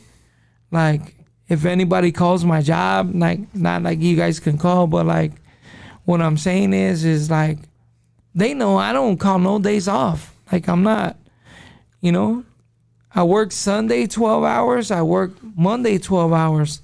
Sunday, I made double time. I was making good money on Sunday to go to work. How does it feel to be making that type of money compared to? Great. Because you know what, honestly, like, I got out and I was able to make good enough money to not be tempted to have to be back in the streets or do some crazy shit, you know? Like, before, I never really had a job or any of that shit. I was always just used to being in the streets. So with just being in the streets, that's what I knew. So when you get out, you go back to what you know. And that's why I was telling you in the beginning about being able to go to that halfway house. Like, I think for me, it was more of like of a blessing to get there because it slowed me down, because I could have just started right back where what I know, what I'm used to. But I was there, and then I was there during COVID. So being there during COVID, they don't even let you get out. Like, you can't even say like, oh, I want to go out today to look for a job, like most of these dudes are used to. Like, for me, we weren't able to. They're like, nah, you can't go. You can't go nowhere. Like, how the fuck am I going to find a job then? Like, I don't know. You got to wait.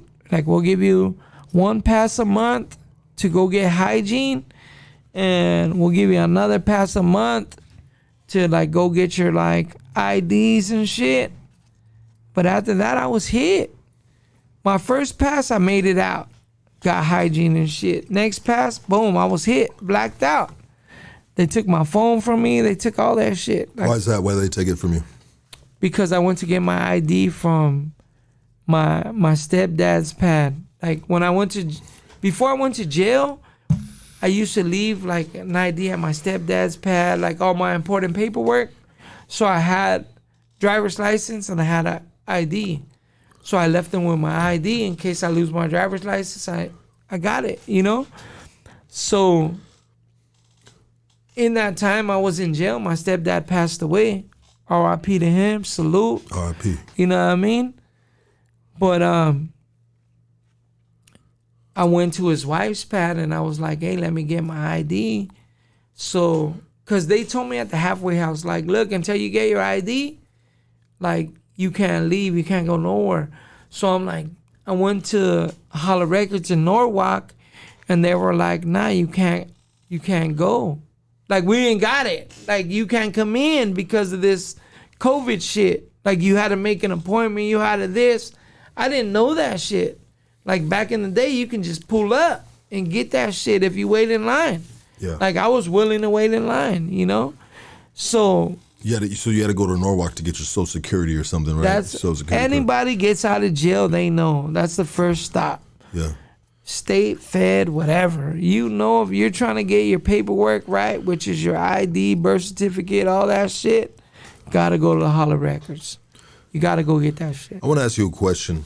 So there's in and these questions are in regards to you getting ready to come home. I would say this is 3 levels to this question. You get to the year mark of you getting ready to get home, how you feeling? You get to 6 months. 4-part question. 6 months, then you get to a month, and then you get to that actual week. Bro, like, does it start sinking in? Like, how does it start making you feel after doing 16 years inside the federal prison system? You know, all of it really doesn't feel real, even though you know it's gonna happen and eventually has to happen. It just feels like nah, like they're gonna figure something out. And like I told you guys last time, like I was already at the week. And then I got like an extra 6 months plus taken away, and then plus my 41 days added. So you were at a week when you thought you were getting ready to get out, but you got added time, and that's got to put you in a little depression right there, huh? Well, I mean, I just like before I got to one spot, like I was in West Virginia. I went to West Virginia for the drug program, right? Like I never fucking, like my last time like getting high like was maybe like 94, 93. Like those are my years of getting high. Like this is me out here getting high. Like I was out 1 week of 95 and I was getting high in that week for sure. You know what I mean? But that was still as a juvenile. Like as an adult, like getting high on the street, just out here, just running amok. Like when I got out in 2000, I didn't get high. Like it wasn't worth it for me to go back to jail getting high. And I mean, I got out of Salinas Valley. Salinas Valley was active as fuck. And I just used to think to myself, like, if I come back to Salinas Valley, violation, because I got high, and then I catch a murder or some shit in here, like that's gonna be the dumbest shit that I can fucking do. So I got out and I said, fuck it, I'm not gonna get high. Like, fuck it. You know? So I'm not gonna do it, I'm just gonna chill. Did the state system prepare you for the federal system? I don't think so, because it's a different place, but I mean, it's still jail. So like, I guess in some ways it does, but I think the streets overall prepared me for doing all the jail time because of the way I grew up. You know, I watched different podcasts and different shit all day, and growing up and like the times I grew up, you know, the late 80s, early 90s, me out there running around. It was a different time on the streets, you know? Like, we're out there gangbanging. Like, that's what it was all day. Like, I thought about making money back then. Like, I used to be out there making money, but the majority of us didn't. Like, we just got up and our whole thing was we're gonna get high and gangbang. That's it. When you were at a pinnacle point in your criminal career, making a lot of money, you know, and now here you are in the rain, working for X amount of money, which is still a great living. What you're doing, you got a union job, you know. Is that good enough? Like, where do you see your future moving to? What do you look forward to? Look, like for real, like a lot of this shit, like it adds up for me. Like sometimes, like believe that, and I still remember jail easily. So, like, I mean, you work construction, you know what it is there. Yes, sir.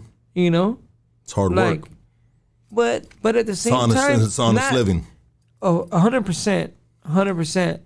But what I'm saying is reverting back to some like jail shit or, oh, this motherfucker disrespected me type shit at work. you know that ain't the fucking place for that shit. No.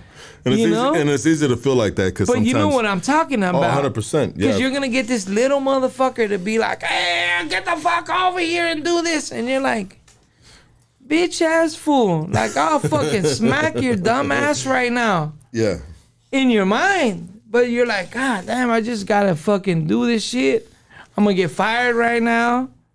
You know, this stupid motherfucker doesn't know how to talk right. You know, I mean, that's shit that we deal with.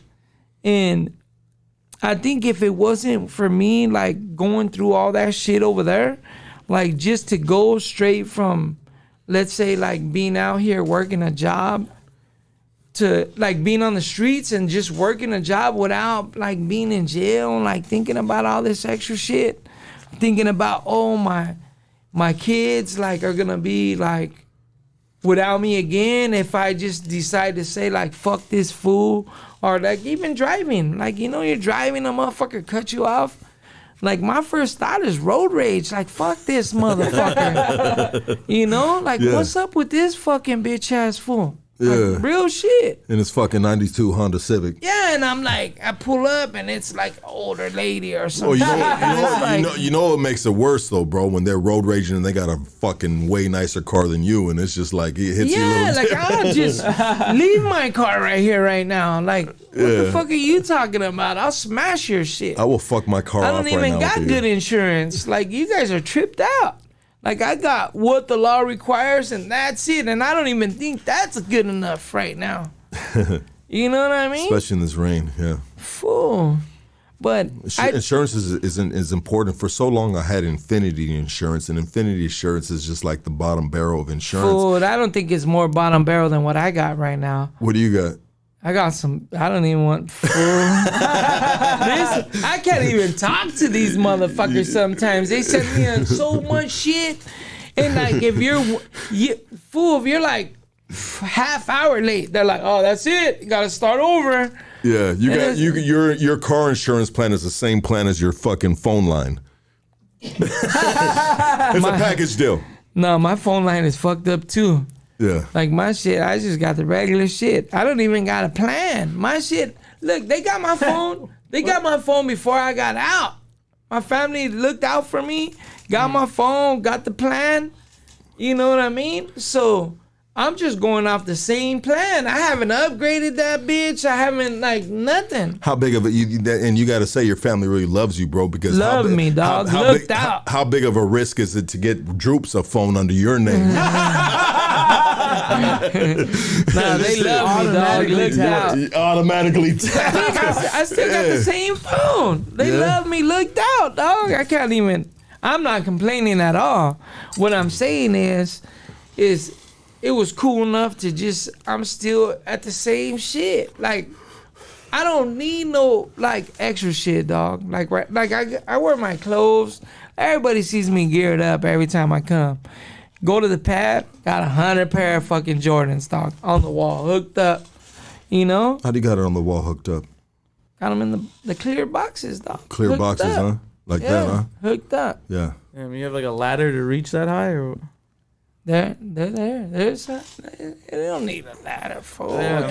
I ain't got no. I've never had 100 shoes before. I don't know. He ain't talking about a library, fucking. Yeah, this jackass. it's almost. Look at Casey, dog.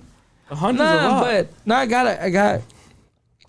I know it's 100 because look, I bought 44 shoe boxes the first time and 50 something shoe boxes the next time. Damn. And every box got a shoe in it. Oh, fuck. Guaranteed. That's a lot. Hey, Drew, you know what I mean? I want to know how you spent your 40th birthday in the feds. 40th. What is that, like 11 years in? Every year I did the best I could do for my birthday, dog. Believe that. Every year. Ate good. I don't give a fuck where I was. If I was in the shoe, whatever. Like, I'm doing the best I can do for my birthday every time, dog. Because for me, it was important. For people out here, that shit wasn't important. Motherfuckers don't even remember. That's why right now it's fucked up to say it. Like, fucked up to, like, be on that shit. But, like, honestly, like, I don't remember people's birthdays like that, dog. Because I was in jail and nobody remembered my shit. You know what I mean? So like, for the first like 5, 6, maybe even 10 years of my shit, I used to go out of my way to till I didn't have no money, dog. Like, make sure you got something for your birthday. Yeah. Then my birthday come, I don't get a card. I'm like, man, and I ain't on no like, oh, poor me type shit. Cause I did it up for my birthday every year.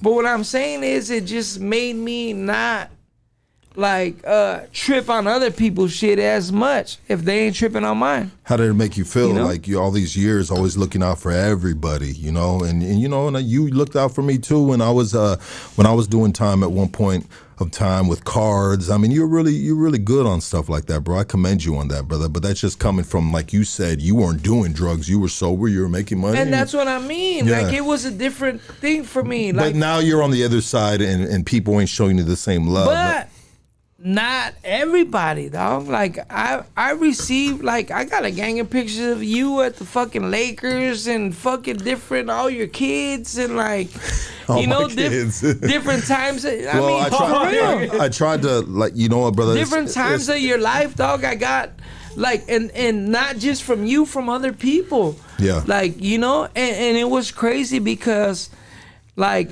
maybe while this person probably, like, fell off, this person kept up. Yeah. So I can't never say, like I told you guys on my first 2 podcasts, I always ate good in jail, dog. Like, I can't complain. I can't be one of these guys. Like, if we could spend $350, I'm spending $350. Damn, what are you getting for know? $350? Everything. You getting a ribeye? What do you? Fuck you, Casey. No, I don't know. Ain't I no don't know. fucking ribeye, fool. They ain't got no in the store in there. I'm gonna bring you a store list because I still got some. Bring me one. I got a store list from almost every jail I've been to. That's dope. I'd love to put that because those are kind of like, you know, the artifacts, bro. From You know what I mean? Kansas, Artifacts. from West Virginia, from Colorado, from What Texas. had the best store list? I'm telling you, Kansas was all fuck. Like, And it's I a trip. thought it- And it's a trip. You said. I apologize for cutting you off, brother, but it's a trip. You said that because you said when you first hit Leavenworth, because that was the first place. you really didn't know how good it was until you started hitting the other spots. until you left. Yeah, I move mean, around. but it's a well-known fact. You don't know how good something is until you lost it. Yeah. You know? And it was crazy because I'm in Kansas and I'm just thinking about, I gotta get to California. I wanna get home. I wanna be in Victorville. You know what I mean? While I'm in Kansas, 38 fucking hour drive away, I wanna be hour and a half away. And when they moved you around from federal prison to federal prison, I mean, was it all plane rides or was some of it bus rides? I mean, look, I've been on the plane. I think I said it like 16 or 18 times. I've been to Oklahoma on a plane. You know what I mean? Get to Oklahoma, sometimes you got to take a bus.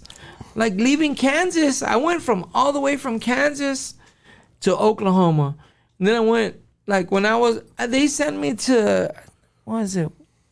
Wisconsin. I went to Wisconsin. I went from Oklahoma to Indiana to Chicago to Wisconsin. Let me ask you this. All bro. in a bus. Let me ask you this. So when you're in California, you're in the Grey Goose. I mean, you're in the state system. They are. I ain't never seen a plane.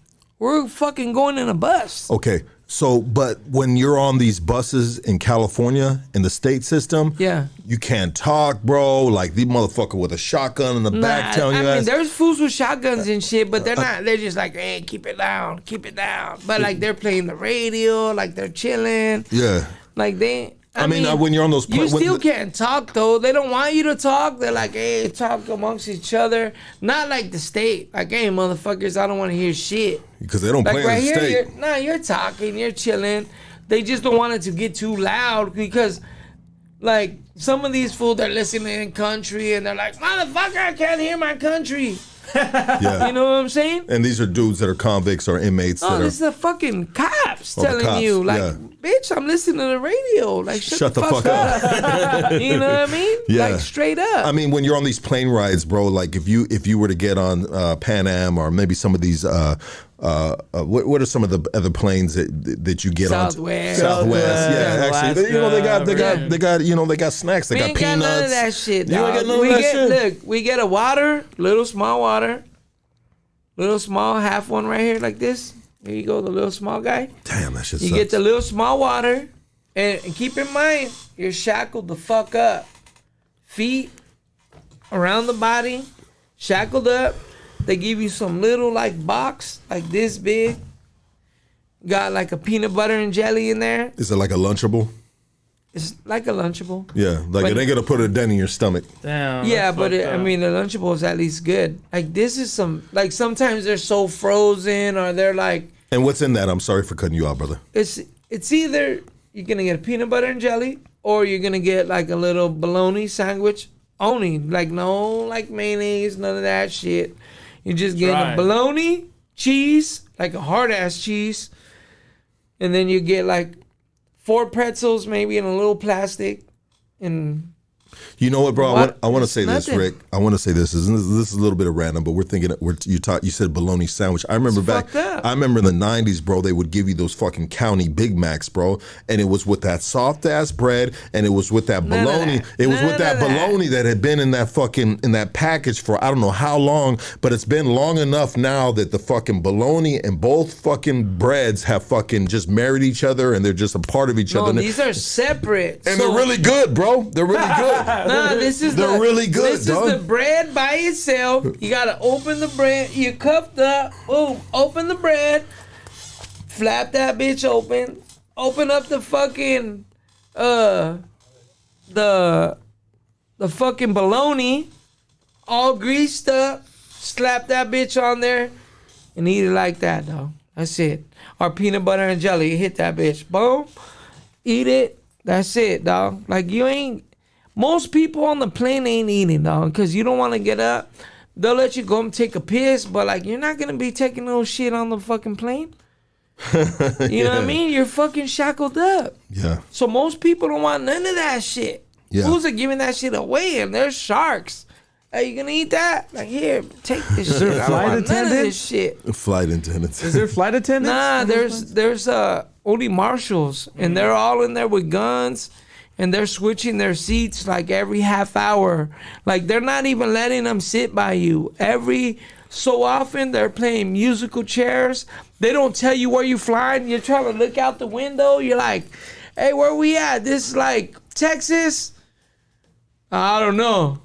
Oh, so you And don't then you don't you- know where you're going to then? I won't tell you because everybody's going somewhere else. Okay, Like because you're not on the whole plane going in one place. because when you see a counselor and say reception at Delano, No, in we know California- where we're going. They're You know gonna where- tell you where you're going. Okay. Look, when you get to Oklahoma, you walk into a room, and as soon as you get there, now you're already ready. Now you gotta be ready, cause they'll put you with enemies. They'll put you with anybody. So you better be ready. As soon as you could be getting cuffed out, the guy in front of you gonna take off on your ass. Straight up. Like you're in a whole fucking row of fools getting off the plane together, and they're announcing the plane. Hey, any this, stand up. Because your ass is getting off the plane because you don't get along with none of these motherfuckers right here. So some of them motherfuckers are all they're doing is going to the front. They're getting off with you still. So he's getting off in front of you. And I mean, everybody's tatted up. You know, ain't nobody got hats or none of that shit. Everybody's tatted up, freshly shaven. So you see where they're from, looking, boom, hey, this fool got this or that. As soon as they take my cuffs off, he's getting it. because Gangbanging. yeah, That's what it is. and you learn that while you're in the federal system of what it has to be. And what it is and who it is. So you don't fall victim to the system. Well, because, I mean, you could be there asleep and just thinking you're good, and the motherfucker's going to take off on your ass, so you better be ready. And as soon as you go in, like they'll take you to a room, boom, and they're like, hey, like you go, everybody's doing medical and all that shit at the same time. As soon as you get to the next place, boom, you get to Oklahoma, you got to go through medical. You're asking if you fucking take insulin or whatever the fuck you take, any special diets, all that shit. They're asking you, but you're going to each room and then going to another room. How is your medical plan? How is the medical plan in the federal system? Sucks. What's all worse? the medical what's shit worse, sucks. state or federals? I mean, to be honest, for me, I would think federal sucks more than the state. I And know, they got more money. That's interesting. but I would say that because, like, I never really had no problems. I was young in the state, Yeah. so got you. I didn't give a fuck. Like, You'd have to go everything through- was good, Yeah. you know. But as you get older, you need more medical shit done, and over there, you're not getting shit. Like, you got a cavity, they're pulling that shit out. Well, they do that like a state No, too. but that shit's going, like, no matter what. Like, yeah. and if anything, I don't care if you got life. Oh, we're gonna put a filling with a temporary. So what the fuck am I gonna do with a temporary filling and I'm never getting out? When am I gonna get it done right? You know, Rick, I want to tell you this right here, bro. And you know, sometimes I share my shit, and I'm gonna share it right now. So when I got busted in Arizona, one night out there partying too hard, ended up in the ADC, Arizona Department of Corrections. Bro, I had some dental work that I had to get done, brother.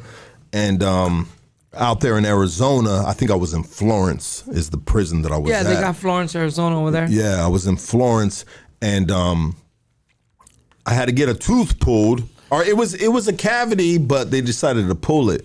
That's all they're gonna do. Yeah, exactly. And that's how California is the same way, no different than Arizona or a lot of other facilities, right? I never needed it. But peep game though, bro. Yeah, because you weren't doing drugs. I was doing drugs, right?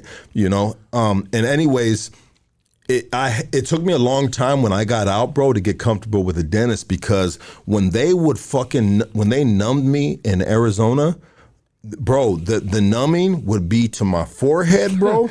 They fuck you up. It would numb me to my forehead to the middle of my chest. And if you've ever had so much fucking Novocaine or whatever you call it, that would they numb you, that it's gonna make your chest numb and it's gonna make your forehead numb, bro. Going hard, huh? that shit like really like gave me anxiety coming out into the real world when I had to get dental work done, and I was always very anxious sitting in the dental chairs when I came out because of that situation, right? Lux, you know the dental and like healthcare I got now. I got great fucking healthcare. Great. Like I got like the best healthcare you could get right now. I still haven't been to the fucking doctor, the dentist, and I need the dentist. I need to go to the fucking dentist right now. Why don't you? Why are you not utilizing the Because I gotta resources go you to have? work now. Okay. Motherfucking Monday through Friday, I get off at 4:00. Like, when am I gonna get time to do that shit? 4:30 maybe. Well, you got to make time sometimes. I know, but my thing is, like I said, dog, I don't take no days off. And that's So- good too. That's a good way to keep your job. You know? You know So- what they always say in my union, bro? They say, fuck if you're how good you are, bro, but if you're always late and you miss days, bro, the steady Eddie will always outlast you in a company. At my job, if you're late, dog, they're gone already, and that's it. You're out of there. Yeah. You're not there. You got to be accountable. Look, dog, you gotta be at work because they take you out to the job, and they drop you off in the freeway or wherever the fuck you're gonna go. So if you're not there, they're not coming back for your ass. Hey, go home. I showed up. All right, go home in 2 hours. Fuck it. Yeah. You know what I mean? That's it. You're done for the day. So motherfuckers at my job, you pull up, fools are asleep in the car, all kind of shit. I'm like, damn, these fools sleep in the car. You don't do that? I can't. Like, I'm not used to that kind of shit. Like, I just pull up and I just be up drinking coffee or just chilling. You know what I mean? Like, Yeah. I can't really. I like to go. I don't want to get out of bed when I wake up. Like, fuck, I gotta go to work. But once you're up, Damn, you're I up. don't want to go today. No, as soon as I hear the alarm, I jump up. Like, if I lay down too long, I'm like, you know what? Fuck this job. fuck this shit. Like, I'm not gonna go. I could just tell him fuck off today. And then I'm like, fuck no. So as soon as I hear beep, bam, I'm up. What's your routine in the morning when you hear that beep? I already got all my shit ready before, like, it's... What's getting ready? What do you get ready? Like, I have my shit ready in the night. Like, my are shit, we talking my about clothes, work clothes, everything? My work clothes, my hard hat, my vest, my, you know, like, I got all construction gear, you know, my boots, my little... What kind of boots you wear? I just bought some Red Wings for the first time. I had Thorogoods, though, before that. You know? I feel like they're a little narrow on the feet, Thorogoods. I got the wider ones. Okay. I got the wider ones, but like, I you know, I buy all my shit offer up, though. All my Jordans, I buy everything offer up. Anybody got some shit for sale? You on offer up? I'm gonna get that shit. You know what I mean? I buy my cars off offer up. I buy all that shit offer up. Offer up is a dope platform, but there's a lot of people that on I offer up look that at are their charging shit. more than what it really is. I look at their shit, dog. Look, first of all, I look at the shit. And if you ain't already got like some good selling history, I don't even call you up. I don't care what you got. You can have it. You know, you got some good selling history. Everybody approving your shit. I'll go check it out. So you all about the deals, baby. You're still trying to get them deals. I'm only on the deals. I go Marshalls, fucking Ross, fucking all my shit is from there, dog. Like all my shit. Yeah. You know, Marshalls, Ross, what else? I got Burlington. Yeah. DD's. I go to all that shit, dog. But I was doing that shit when I was balling. So, like, I didn't give a fuck. Like, I used to go to one of the homies' pads that I still fuck with. It'd be like, oh, yeah, I bought these pants right here, $1,500. I'm like, damn, bought these pants right here, $9. You know? And I was doing better at that time. Yeah. You know? But, you know, it is what it is. Like, I ain't never tripped on that shit, dog. Like, I like to have good shit, but at the same time, like, I mean, look at my shit right now. I don't look fucked up. I'm straight. No, she looks you know fresh. what I mean? But, like, I always just try to get some good shit, good deals. Like, that's how you keep your money. You know what I mean? Getting a deal. So, Drew, we go back into this real quick. Go ahead. So, what happens the day you're scheduled to get out? I don't fucking get out, dog. I fucking go. I'm wearing my dress outs. I'm ready to go home. I'm like, fuck yeah. I already gave all my shit away in the unit. Like, I'm like, yeah, I'll use all my minutes because in the feds, they only give you 300 minutes. So I used all my minutes. I'm like, fuck yeah, it's time to go. The SIS come. That's the cops in the jail. They're like, hey, man, don't get mad. I'm like, what do you mean don't get mad? Like, hey, you're not going home. I'm like, what the fuck you mean I'm not going home? Today's my day. They're like, no, today's your day with good time. But, like, your counselor, you know your counselor ain't shit. You ain't going home. They did your paperwork wrong. What? So I'm like, all right, well, I'm going home tomorrow. Look at my mom's out there. She came from Texas. Like, no, you're not going home tomorrow. You're going to go home next week because your counselor's lazy. So we know they're going to take a long time to do your shit right. So we're going to give them an extra week to do your shit. You know what I mean? So that's why I told you, even like in the beginning, like when I knew I could come home early and all this shit, like good time and all that shit. Like I always in my mind, like they gave me 210 months. I go, fuck it, I'm going to do 210 months. That's the day I'm coming home. If I come home any day before it, then I'm good. I'm lucky. I made it. You know, but other than that, I always just thought like it's gonna be the 210. So anything before that was all love, you know. Like my family, I talk to my sisters and, you know, everybody, and they'll be like, man, just do good. Just come home already. And like I told you, I told my kids all the time, like, hey, I came to jail for being an asshole. I'm gonna be an asshole till I go home. But that's why I'm doing good right now. You know what I mean? I'm not trying to go back, especially on no bullshit. You know, I'm not out here trying to be an asshole to nobody. You know, I run into people and, you know, it's all love and shit. You show me love, you're getting love back. You want to be an asshole? Fuck it. We'll see who the bigger asshole is. But that's not what I'm looking for. Believe that. So then that week passes and you get out. Yep. How has everything changed? Well, like I said, I think the good shit for me that happened was going to the halfway house because, like I said, most people when they get out in their mind, they're like, woo, fucking I'm out, I'm back. Fuck all you guys, I made it, you know? Like I talk to a lot of people and they're like, you know, I'm in there with people and I see them, you know, we talk and I'm like, hey, like, you know, you hear motherfuckers stressing, doing hard time, whatever the fuck, you know, just dealing with different shit. But then you see a fool out here and you ask him, hey, how long did you do? Oh, I did 20 years. How'd it go? It went by quick as fuck. Like it was nothing. Like, come on now. All of a sudden, your ass was in there crying for 20 fucking years, and all of a sudden it was nothing. You know? Like my shit was long as fuck. I was like, God damn, this 16 years ain't never gonna finish. You know? 17 years, whatever the fuck, ain't never finishing. You know? Like once I made it, like, okay, cool. Like you can look back. But like for me, I got to get out to grown kids. So I'm looking at them. There ain't no way I could fucking say that shit passed by fast. I got fucking adults that I can all drink now. You know what I mean? They're all fucking grown up.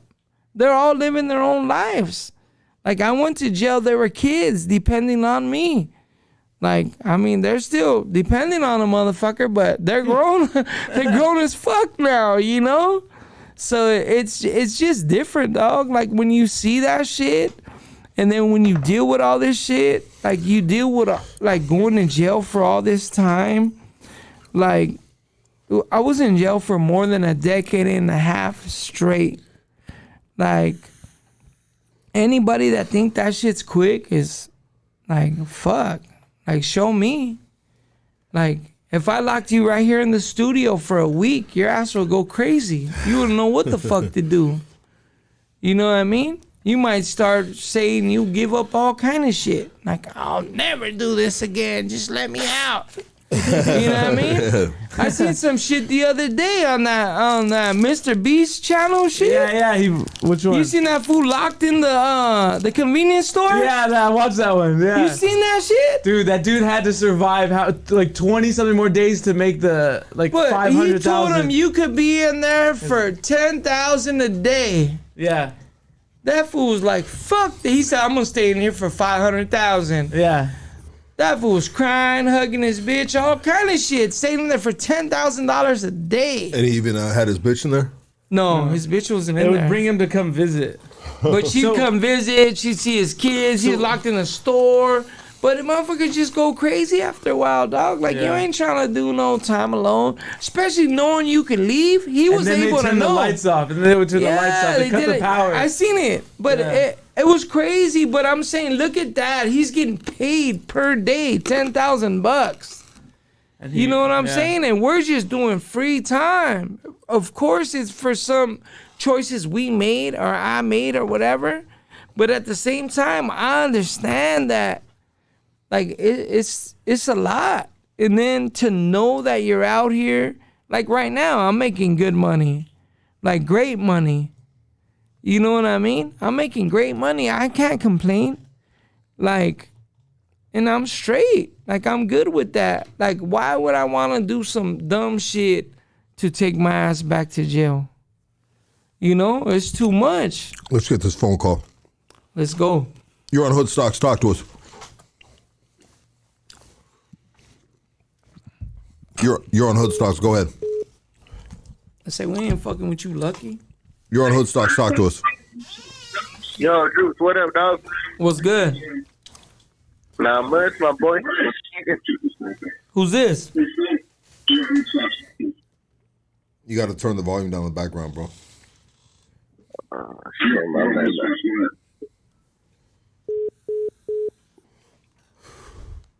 Okay, well, shout out to you, big dog.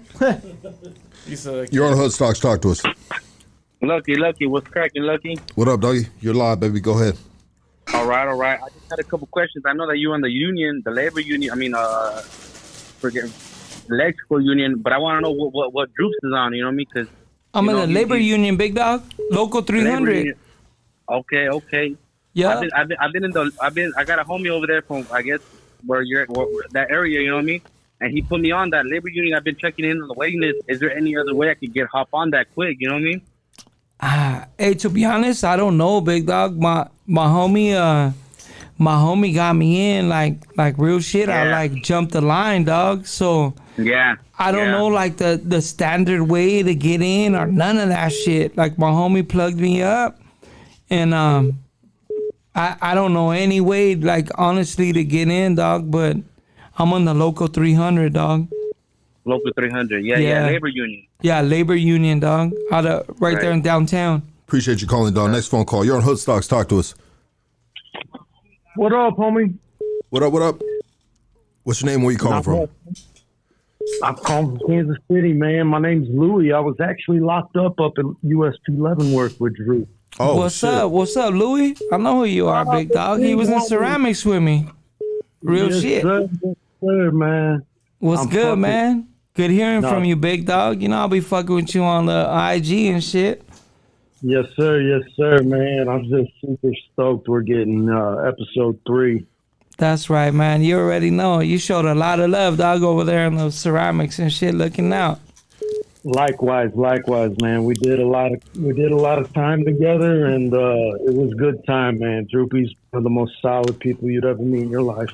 Real talk, dog. Salute, Louie. Real talk, homie. Yes, sir. Yeah. All right, fellas. Appreciate you, big dog. Appreciate you, brother. Keep it 100, brother. Yep. Next phone call. You're on Hood Stocks. Talk to us. What up, Lugs? Buenas noches, homie. What's up, my G? Hey, just wanted to tap in and send mines out there to Drewps and you and Casey and all the fellas out here in Tijuas, homie. You know what I mean? That's in right. this fucking Salute to rain over here, Tijuas. bro. Hey, Drewps, I was right there with back in 07, homie, with Joker. Joker was with me when he was fighting that caso and shit before you guys got broke off. Yeah, And that's then, right. That's I the don't know if you homie, dog. remember. Shout out to Jokes. Yeah, and then I was with Big Rabbit, Johnny Lee Rivera back in R.I.P. Victorville, homie. R.I.P. Yeah, that's my boy right there, homie. I didn't even know when you sent me that message that he had passed away. I got a Whittier, homie, because me and the homie used to chop it up all the time. He was a unicorn and shit, and you know what I mean. I was doing a little something, and he would come through the pad and we'd do our thing and just chop it up. You know what I mean, in the yard and shit. Yeah, he passed away on our case, big dog. Hey, you know Is what? that right? You know- Hey, Yeah. when was this? Though? Hold on real quick, brother. I want to give a big shout out to my boy Johnny Conejo Rivera, and there's a lot of shout out to the Rivera family, amazing 100%, family RIP. from my neighborhood. But for them to if they listening to this, can you share a story about Johnny that you can just give them, bro? Of course, homie. Watch out. When I drove up to Victorville, right? This was I'm talking about 2000. As a matter of fact, it was when the playoffs were going on, when the fucking Giants and the Patriots were playing in the Super Bowl, right? I showed up to Victorville on the 2 side, and then I got moved from D block to A block, which is where he was at, right? And you know, as soon as I got there, he was set up with one of the homies from Rockwood. Anyways, the homie Rabbit came up and we started chopping it up. We just hit it off real firme.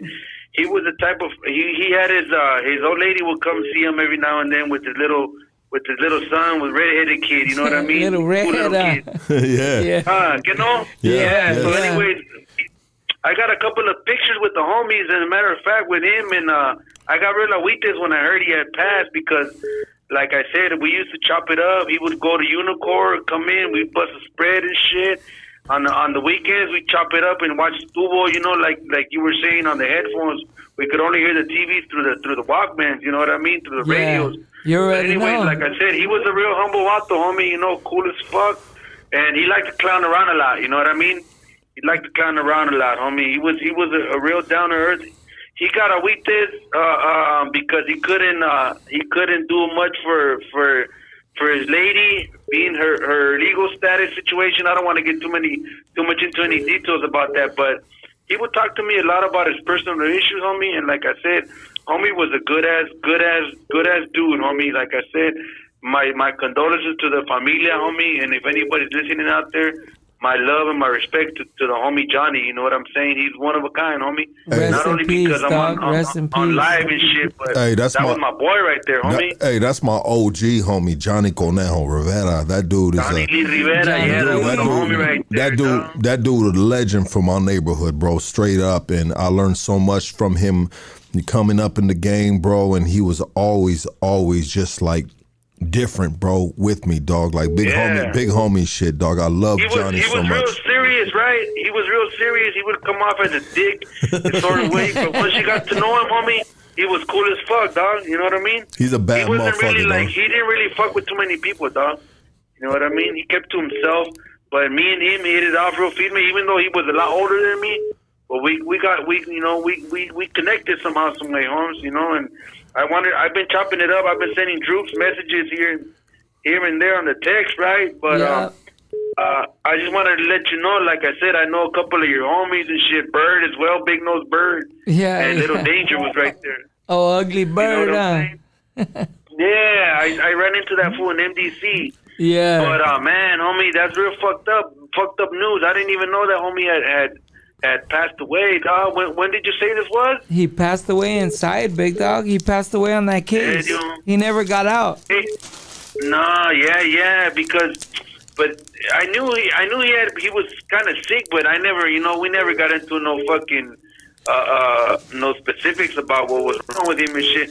Because like I said, we would do our thing here and there and party a little something here and there, and I just try to keep his mind off because he was stressing a lot, homie. Honestly, he had a little stretch, and homeboy used to stress because he it was hard for him. You know what I'm saying? He kind of knew, I guess, what was going on. You know what I mean? Inside, and only he knew what he was carrying, dog. But like I said, my love to you all and to his familia. Respect. I don't want to hold the line too much, homie. I just wanted to tap in and share a little something about the homie and let you guys know homie. Gracias. Appreciate you, brother. Yeah, gracias, homie. We rocking it out here in Tijuana, homie. Much love to Hood Sox. Salute. Highland Park, Drewps, love.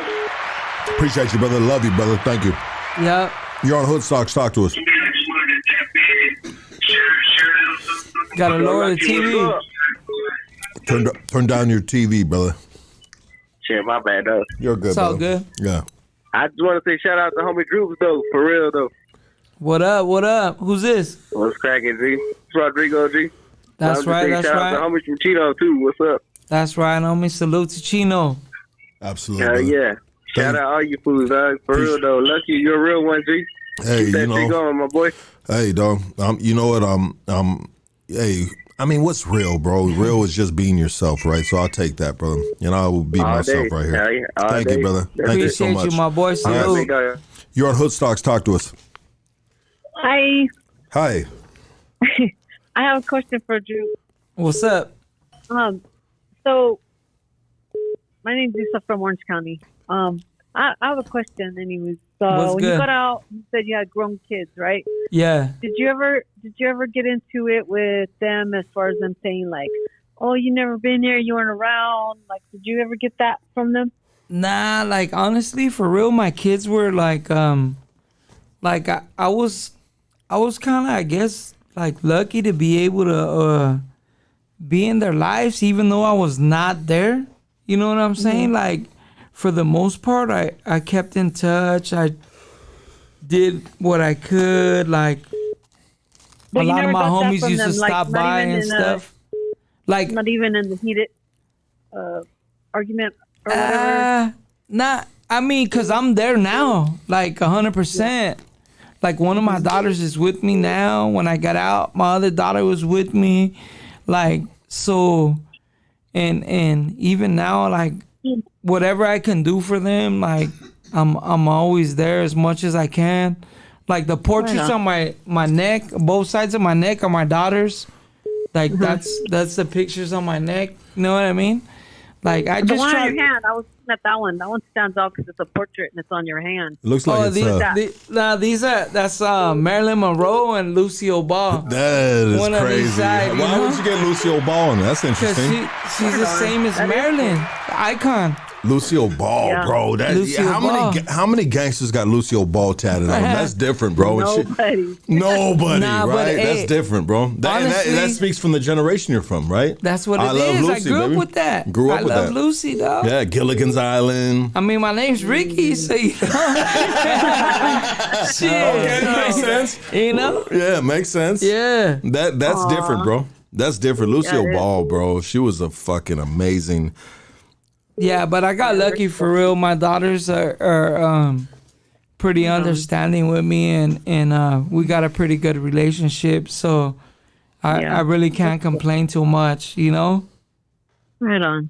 Yeah. Well, that's good. I'm happy for you, and I'm glad that you're doing good, and just how you remember the hard times in the bad.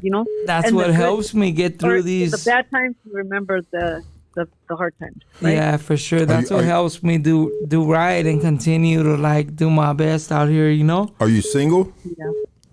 No. Okay, because I was maybe you wanted to have Drewp's Lucky next was baby. looking for No, I've somebody, been married that's why. 34. I've been married 34 years. 34 years. That's right. damn. Salute to you and your marriage.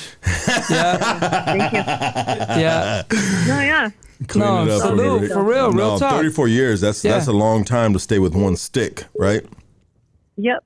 Sure is. Shout out to you on that, and we'll leave it at that. Thank you for Thank you, calling. Les. Yeah, Thank absolutely. you. You're on Hood Stocks. Talk to us. Lucky. Oh, what's up, baby? What's up? What's up? What are you wearing? Third from.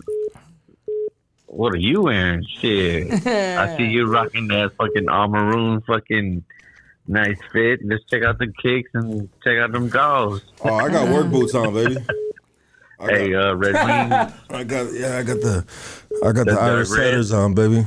You know what, dog? I fucking got rid of all my shit, bro. I was tired of just like spending on myself and just being an asshole, like Rick was talking about. I was being an asshole with money and just spending on He myself. came and donated it over here to me, dog. Oh, yeah. I got rid of all my shit, bro. And I'm just down to the minimal shit. You guys gonna see me and motherfucking wearing the I like same that. old shit, dog. Because you know what, No, dog? I like that. Look at that. Fresh. Hell yeah. Appreciate you, brother. Where you calling from, dog? Hey, Chicago, it's Surge. Chicago. What up, buddy? Salute to Chicago. Hey, you ever get on that the four-wheelers or what's up? Oh, I love quads. I used to have a quad, bro, and I got rid of it because I fell on hard times. But I'm really trying to get back. I'm trying to get like a Raptor right now, or Yeah, that YZ 450 or the 700. yeah, the 450, baby. Yeah, that 450 is hard too, dog. They just sit different. You know, the Raptor sits a little higher, but the 450 sits a little lower, and it's a little easier on the wider. Exactly, dog. And I'm all about that. My cousin PJ, Dope One, put me up on that shit. And you know what, dog? I love that desert life, bro. Going out there and I got kids, baby. You know what I mean? I'm really I'm really just like a dude that's just enjoying a different part of life. I'll be on the same because and this I gotta year, go to work tomorrow. Yeah, brother. Yeah, absolutely. Dog, salute to you Can't on get that, hurt. dog. Yeah, but I really want to get another quad because I want to get back out to the desert. I used to have a fucking what did I have? I had a fucking for the lake. I had a wave runner. Oh, Sea-Doo. Yeah, I had a wave runner, dog. That shit was so much fun, dog. That shit's almost as fun as having a quad, bro. Because I've never been out there. I had a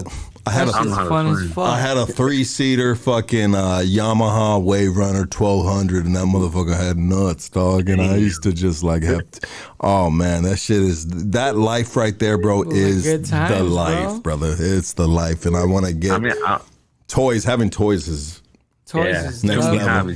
Yeah, Best. it's next level, baby. And That's that life. That's the real life, bro. That's the life that I'm trying to get back into. Is being able to afford those toys and shit, and taking my kids and then taking them, the podcast out there, and That's the life I'm going back to, bro. yeah, bro. I love you though, brother. Thank you for calling. Next phone call. You're on Hood Stocks. Talk to us.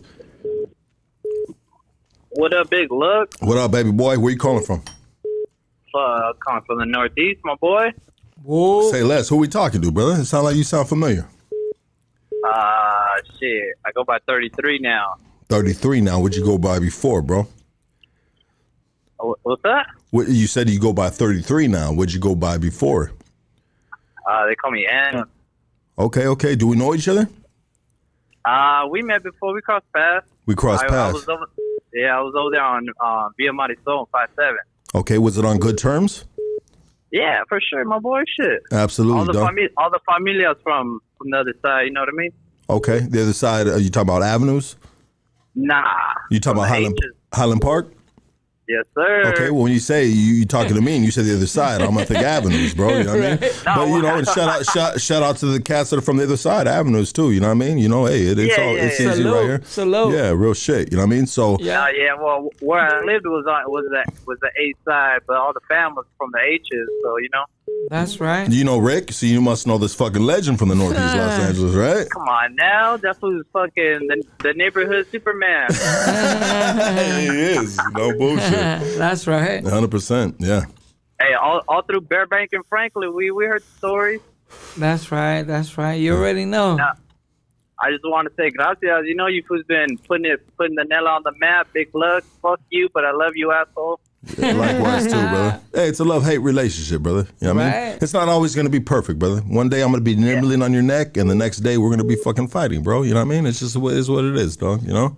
That's the family love right there. That's family love, dog. There you go, dog. I'm glad you took that Hey, like now that. that shit's harder to get through than the child support office calling your ass. Hey, baby. You know what I mean? Well, shit. Maybe child support's calling too, you know?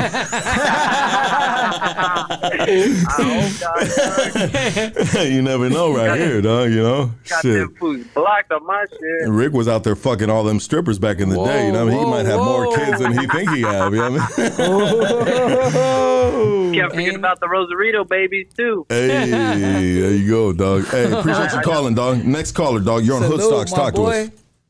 What up? What it nut? What up, dog? Get that hairball. Into this motherfucker now, man. I feel like I'm blowing my bitch up and shit. Trying to call in. Is this the homie? It's Rooster, man. Rooster, baby. You always say you gonna lock my number in. I do, dog.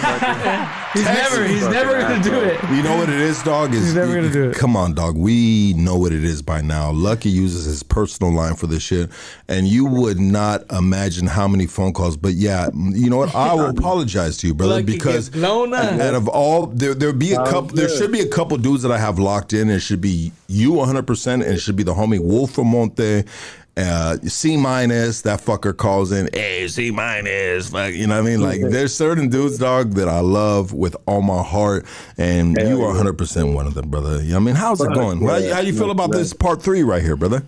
Hey, shit, man, Drewps, this the motherfucking OG. I love his stories, dog. Like, his stilo is, you can't duplicate that shit. He's such a unique individual. Like, big shout out to you, Droop. I swear to God, dog. That's right, one of a kind. Salute, big dog. Whoop, real shit. You already know. Fuck yeah.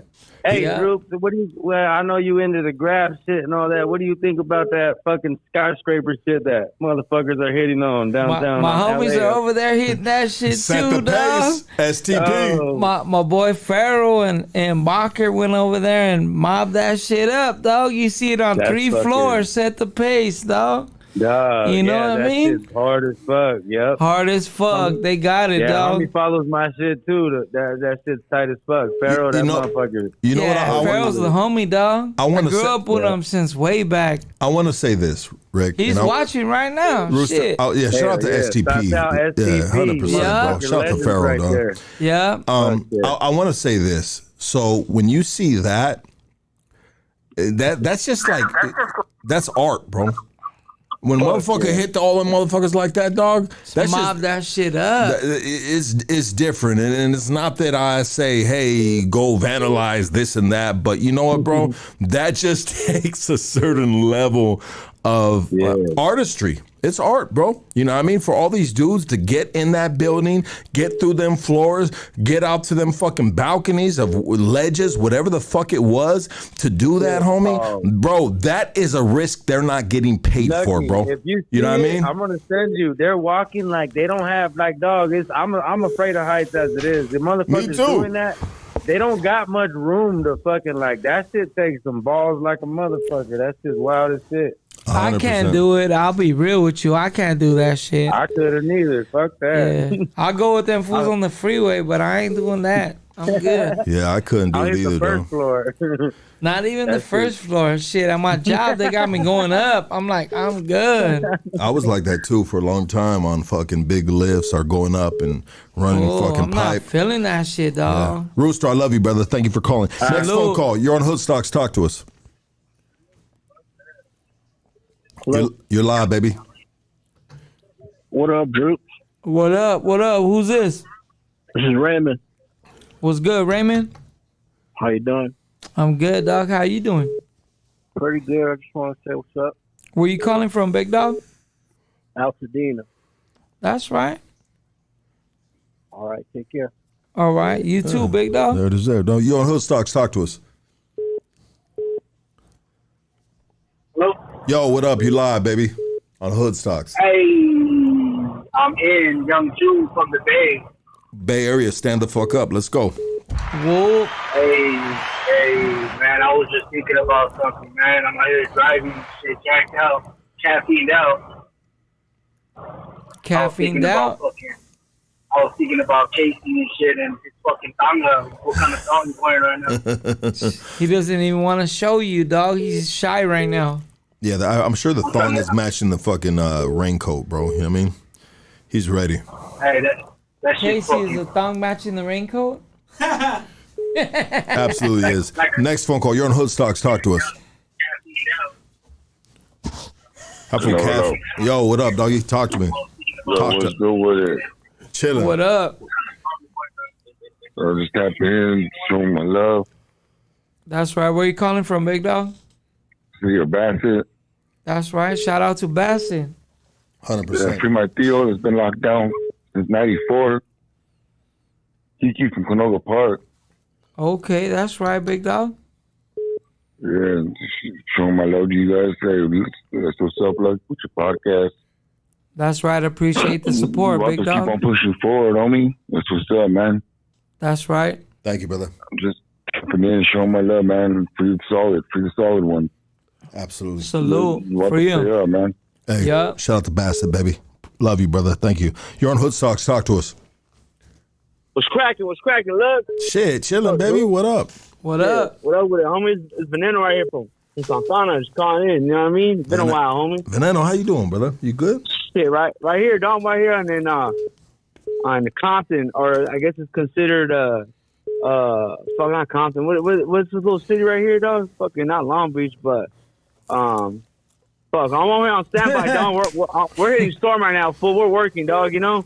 That's we're right. here Get at it, big dog. We're right here at Edison, dog. Fucking waiting for Holly, homie. We just got done fucking working right there in Huntington Park. Fucking transformer blew up. Fixed that shit. Now we're Getting over that here money, fucking- Yeah, you know what I mean? Shit's fucking crazy over here, homie. Motherfuckers crashing into poles like it's a fucking bowling pin, dog. Hey, You know, shout out like, to Local fuck. 47, baby. Yeah. You know, shit. We getting it in, fool. Shit, right here, dog. That's right. Yeah. Get that money, Salute baby. to Santana, big dog. Hey, yeah, you already know. You know what I mean? Much love to all you homies, dog. Fucking Likewise. To the Parque, to the Santaneros, homie. You know what I mean? Ooh, you already Right know. on. Bristol McFadden, homie. You know what I mean? Shit, much love, dog. That's right. Likewise, big dog. All right. You guys have a buenas noches. You guys drive safe, huh? You too, homie. Appreciate the support. You're on Hoodstocks. Talk to us.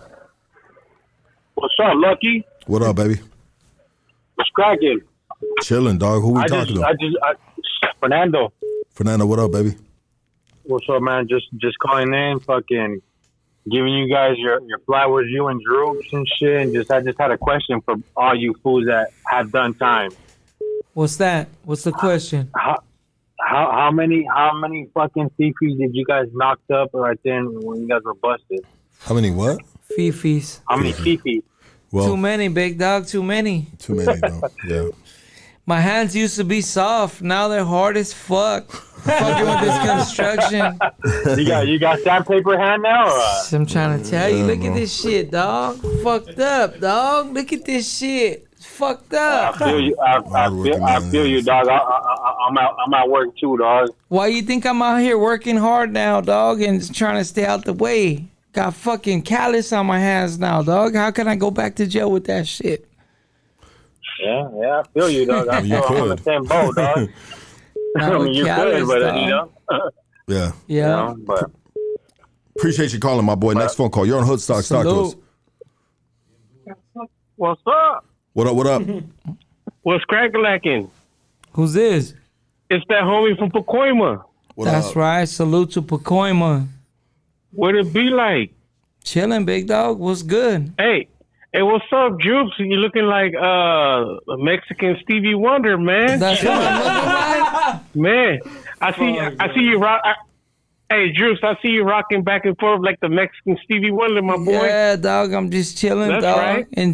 Enjoying my freedom. Yeah, man. Yeah, and you then, already know. Casey looking like a duck and shit. Damn, what you looking like? Huh? I said, what are you looking like? I'm butt naked. Looking sexy as fuck, huh? My Sally. Hey, look, you got a leak? You got a leak or something? Or you got Casey, you over got water dripping on them? Yeah, it's a leak, dog. It's called your butt cheeks, dog. It's an ugly leak, bro. It's a nasty leak. And next phone caller, dog. Shout out to the homie. He been calling in lately, too. Whoa. Yeah, this has been cool right here, dog. I think this has been, let's get this last phone call right here. You're on Hood Stocks. Talk to us. You just hung up on me, man. Oh, my God, dog. You know what, dog? I apologize about that. Next phone caller. You're on Hood Stocks. Talk to us. Hey, yo. Yo, what up, doggy? Hey. Yeah. I had a quick question right quick. Shoot it. From the little episode you had from the little Bay Area homies. Okay. How do y'all feel about back there? They saying where they dress and talk and saying nigga and all this. Back in the day, I mean, from my experience, they used to call Northerners a bunch of nigger lovers and all that type of shit.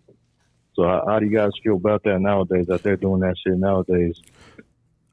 I'll say it real quick, bro. Is you know what, dog? You cannot stop what is gonna happen as we move on into the future, brother. You know what I mean? Like there's next players. They're gonna come up in the game. And there's different conduct that is going to be incorporated into the game. I mean, how do I feel about it? I mean, I ain't the greatest fan of it, but I wasn't the greatest fan of that other stuff though either, in regards to, even though it was said and I've heard it being said before, bro. But hey, you know what? Everybody has their allies, bro. And you can say the same thing about us with the whites. You know, you can say different things about us too. I mean, there's always there's always two sides of a conversation in regards to shit talking, dog. And I mean, at the end of the day, it is what it is. But I'll say this, bro: love to everybody, as long as the respect's there, and you got fucking. It don't matter what color the dude is. You know what I mean? Like motherfucker. Like, I hate to use this saying, but just real recognize real. And if you solid, bro, regardless of what color you look like. And this is me as a grown man talking, but I've always felt like that, even as a youngster, bro, because I've gotten along with dudes in the system that maybe sometimes I should have not had such a great relationship with, but I did. And there was times where I was like, hey, dog, if something pops, you go right, I go left, dog, just so we ain't got to fucking do that, bro. 100%. Yeah, I'll go do that with one of your other homies, My dog. boy, go right, I'm going left. Yeah, you know what I mean? Like, I've had those conversations with a couple black dudes, dog, that I was homies with, bro. If we worked in the kitchen, I worked in the kitchen with, dog, and we knew everything about our problems we were going on and doing time, and we shared personal shit, bro, and we created a friendship, a bond, and a brotherhood, bro. You know what I mean? But you can never. I am not above what the rules and the laws that are laid, bro. You know what I mean? Sometimes you just got to go along with the program, but you can kink it to your way sometimes when you just give a full heads up and be like, hey, dog, you go that way, I go the other way, homie. It would be good. But I'll let Drewps go ahead and take it from there.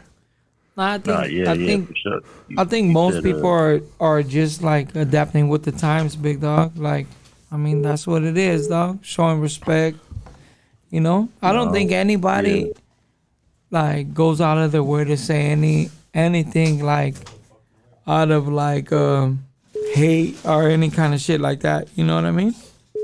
Yeah, no, it was just a question I had. Like I said, honestly, you said a lot that I was that I would have said too. Like, Yeah. that I've been thinking on, honestly, because the only reason I brought that up was because it is a little, it's a little irking to see that nowadays. When back in the day, I used to hear, a lot of shit that it was against that, and now it's like, oh, nigga this, nigga that, and I don't know, it's just a little different. But like you said, as the generations come on, things are gonna change and shit. Yeah, like But, back in the days, it was like more homies like from different areas. Like before was a lot of like for us, like in the state, like just growing up, like it was more like a lot of the homies like South Central, like different stuff. But like even now, like in my hood, like a lot of my homies say that shit. Like I don't really say it, but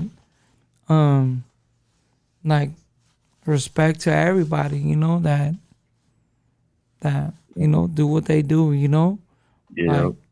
Like you mentioned the homies that came through, like all the homies that came through were solid, dog. They were all good dudes, dog. You know what I mean?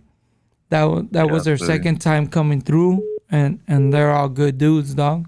Salute to all the homies from the Bay that came through, Yeah, for sure. I'm calling from the Bay right now. That's the only reason I brought it up. That's right. They're a bunch of good homies, dog, to be honest with you. You know what I mean? And they pulled up in LA, salute to them.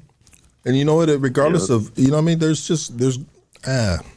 homies here. Like I said, the yeah, for sure. I don't know. Respect. Yeah, love you. I love you though, my G. Yeah, the next phone call. Hood Stocks, let's go. What's good? What's good? What up? Whoa. Shout out to the older homie shit. So you lucky, fuck you lucky. Homie, I will get you doggy style right now and make you really love me, Fuck dog. you, dog. I'm gonna give you doggy style. Shit. We're gonna bust that elephant shit, dog. I don't know what that is, bro. That's that new shit. I don't know what the elephant shit is, brother, but we will just leave it at that. Hey, And I just I fuck had with a you. question, shit. Shoot it, brother. What you guys think about? There's a lot of people saying that our culture's dying and shit. Like our cholo culture, shit. And everybody switching up and shit. I don't know and shit. What you guys think? How they switching up in regards to the cholo cultures? Explain that to me so I I have mean, like better. their dress is different, tighter clothes. They're fucking acting different. They talk different, and what are you gonna do, dog? What are you gonna do? I think we go back. I think we go back to like what we were just saying to the last caller. Like we all adapt to the times. Like I was in jail, and everybody was telling me like people are asking me, hey, what size clothes do you want? I'm like, shit, get me some like 46s, some 48s. And they're like, nah, you're tripping. They're like, you're tripping. Now I got some 38s on. You know what I mean? So, you know what I mean? So, hey, it's tough to adapt to the culture, man. Like I'm still stuck on my old ways and shit. Like fuck. Nah, but I mean, at the end of the day, we still here. So it ain't like it's culture, a death. You know what I mean? Like we went. I used to wear like size 50s and up, big dog, like 4X shirts. Like hey, the shit is that look, I got generations of steals the gangbang and shit. Like me too. My mom and dad gangbang, big dog. Like I didn't. This is not a choice. This shit. This is like my life. This is like my culture. That's what I wear and shit. Like. I don't know. I don't understand it. Shit, I guarantee you, if you seen a picture of my dad, you'd hit him up. Like, hey, where you from? You know what I mean? My dad stays G'd up, dog. Like, all that shit. Like, my dad dresses more gangster than me. All this shit every day. You know what I'm saying? Right. Hey, you know what? I want to say this right here. I seen a comment right here. Catch Doe, lucky a Jew. What the fuck he ain't Rasa? Hey, dog. It's all good, brother. Lux. No, that's a good one, bro. I like that. You know what, brother? And you know what, dog? I am a Jew, bro. And whatever you say, I'm not. That's cool, dog. That's you can feel however you want to feel, brother. And that's just it, dog. You know what I mean? Like that's just it, bro. Yeah, bro. This ain't. Oh, hey, dog. This is a Jew channel. Then fuck it, dog. You know what I mean? Then why you here, bro? You know what I mean? Like get the fuck on, dog. Why you here, dog? Yeah, it's a fucking Jew channel, dog, that has Fucking good homies Lucky's on an IDF spy. Hey, Lucky, breathe, dog, breathe. No, brother. You know what? I take on all the comments, and sometimes we give a little light. We give a little light to the negativity, but that's okay, dog. I don't. That's okay. I don't give no light to no negativity, dog. Just so everybody knows, when you're in the comments, if you're hollering at me, got some negative shit in there, I'm good. I'm not gonna respond to your shit. You got me. All that good shit. You know what I'm saying? Hey, I appreciate you calling, my boy. The next phone call. You're on Hood Stocks. Talk to us. Yo, what up, Lux? What up, Drew? What up? What up, baby? No, I'm just calling in. I didn't even think I was going to get in that easy. Usually it takes me a minute to get on. I was right here laying down just and I tried and I got on, so I was like, hell yeah. Were you calling from Arizona? Yep. You already know. What's up, fool? What up, man? Nothing. You already know, dog. Nothing but love, dog. You know who this is? Hell yeah. You know who it is, too. Who is it? Ask him. Who is this? Who? Capone. Oh, shit. What up, buddy? What's up, fool? I need a haircut, nigga. Motherfucking hair Jesus hooked me up, dog. Look, I need a haircut, too, dog. You got me? I'm going to pull up over there with clippers one day for sure. I've been waiting for you to pull up, dog. When you coming over here, fool? I don't H-Stop, bro. I'm just getting my credit in line and shit, and just getting stuff in line, but I will be. Pull up, Dick. Pull up to the pad, fool. You already know. Hell yeah. And now I wanted to comment in on that Jew comment, because, bro, if these fools did an ancestral kid, I bet you half of them have more Jew than the homie. Yeah, they would be blessed to have that within them, dog. You know what I mean? Right. Their bloodline, you know what I mean? It's God's bloodline, if you like to believe it or not, brother. I mean, you know, I don't even know. We're all mixed. We're all mixed. There's nothing pure no more. Nothing pure, brother. Except for Chinese. We're all That's the pretty same. pure. You think so? Chinese, hell yeah. Chinese is very pure. They got a bunch of Genghis Khan in them. They're like all 99.5% Chinese. What's that? 5% is Genghis Khan? That that's kind of true. Because you ever seen a Chinese dude with a black man's dick? Or even a Chinese Not never. Oh shit! Yeah, so it makes Asian sense. cultures are absolutely. China's They're pretty pure, though. yeah. they're Nothing but love, Capone. Snub nose. Real talk, big dog. Hey, likewise. Come and visit soon, fool. Been a minute, dog. Man. I know I'm slacking, but yeah. You are sure, slacking, man. fool. You know that shit. Pull up. I know. I am, bro. ASAP. For sure, bro. You already know. ASAP. Love you, my boy. Thank you for calling, dog. Next phone call. You're on Hood Stocks. Let's go. He said, "You know who Hello? that is." Yo, what up? Hello? Yes, sir. Hey, what's happening, man? What's good? I'm calling from San Diego. I just wanted to call to say I love the show, man. I love the show. Drewps, you my favorite dude. That's on right. this show. Appreciate you, big You know what dog. I'm Salute saying? to San Diego. Man, hey, you guys are real one, man. I ain't gonna take no more of y'all time, man. Peace. Appreciate you, Drewps bro. is a real one, Salute dog. to San Diego. Hey, you're on Hood Stocks. Talk to us. Was that a ghost? What up, baby? What up? Good. You just tapped into Jew stocks on me. Go ahead. Hey, first of all, saludos. I just want to say, dog, these episodes with Droopy is like, not just to say that, dog, but it's like one of the most shits I enjoy right now on YouTube. They just be having bullshit on. But, yeah, Appreciate you, big dog. Gracias. It's crazy, huh? I mean, it makes sense to me, bro. Like I've known you for so many years, and then to have Drewps on here and just share his story and the way he shares it too, bro. And they just don't like. He is like he's a different creature, bro. Just the tone of his voice, everything about him, bro, is just is just different, bro. The way he talks. I'm not talking shit, Rick. I'm just saying because I see comments, bro, but they can't get enough of you, bro.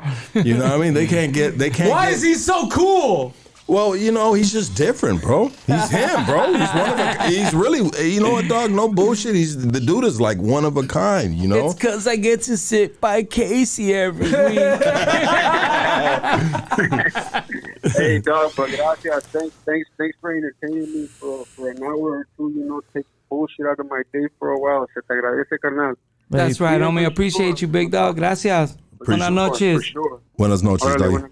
Yes, sir. And so this has been 3 hours right here, brother. And I think I gotta go to work tomorrow. Yeah, I think you got work in 1 hour, Droopy. I'm thinking about that too for you too as well, brother. But this has been You already know. This has been dog. legendary, brother. Look at him setting up number 4, dog. This is some crazy shit. Well, dog. we might have to get into number 4, but we might have to get a little time so you can get more time recoup. doing what you're I need doing. some stories. To No, go with. you don't. You know what, brother? There's probably so many stories you didn't touch. Ooh, you can don't just keep even going. know. Or We maybe- haven't even scraped nothing yet, dog. Like, I'm barely getting into it. Or maybe 4 could be Goonies questions too. Whatever they want to know about your story too. You know, any Absolutely, questions? yeah. To That go sounds back, good, dog. check it out. Go back, listen to all 3 parts of Drewps, and then come back and any questions you want to have, we can open up. If you guys hit me and say you guys want that episode, I will give you that episode. But you know what? You will never get not get any Drewps right here because he's sitting shotgun right here and he doing his thing, baby. Well, you know my what I mean? boy Casey, how you think I look so cool? He got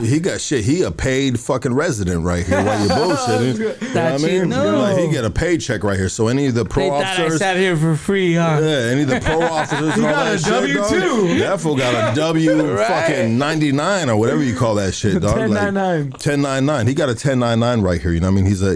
Need that. Well, we wanted to make sure that it was legit, dog. So if he ever had any problems, bro, then they can look and they can see that there's a paper trail of him getting paid for being on hood stocks. Right. You know what I mean? So we keep him safe. Coca-Cola Not in only the that, cup. but we There you actually value what he brings to the platform. He brings an authentic, you know what I mean, perspective on different situations, and I think that's needed right here at Hood Stocks. But I want to tell you guys, thank you so much for tapping in. Everybody hit that Appreciate like, you guys, hit that man. subscribe, and everybody give it up for my boy Drewps Part 3. Hit it, baby. Hit it. Yeah. Anything you want to say heading out of here? Any shout outs? Love to all the family, everybody else showing love, man. Appreciate you guys. You already know. Like I said in the talking to them, man. Show love to everybody showing love, man. Everybody else, you just be right there wasting your time, man. Salute. Thank you. Raider Tommy, thank you for that $2, bro. Don't break Raider the bank, Tommy, sir. salute. Yeah, everybody tap. Hey, check it out, guys. Drop some money. Shit, that helps all the time. But anyways, we love you, and we are Part 3.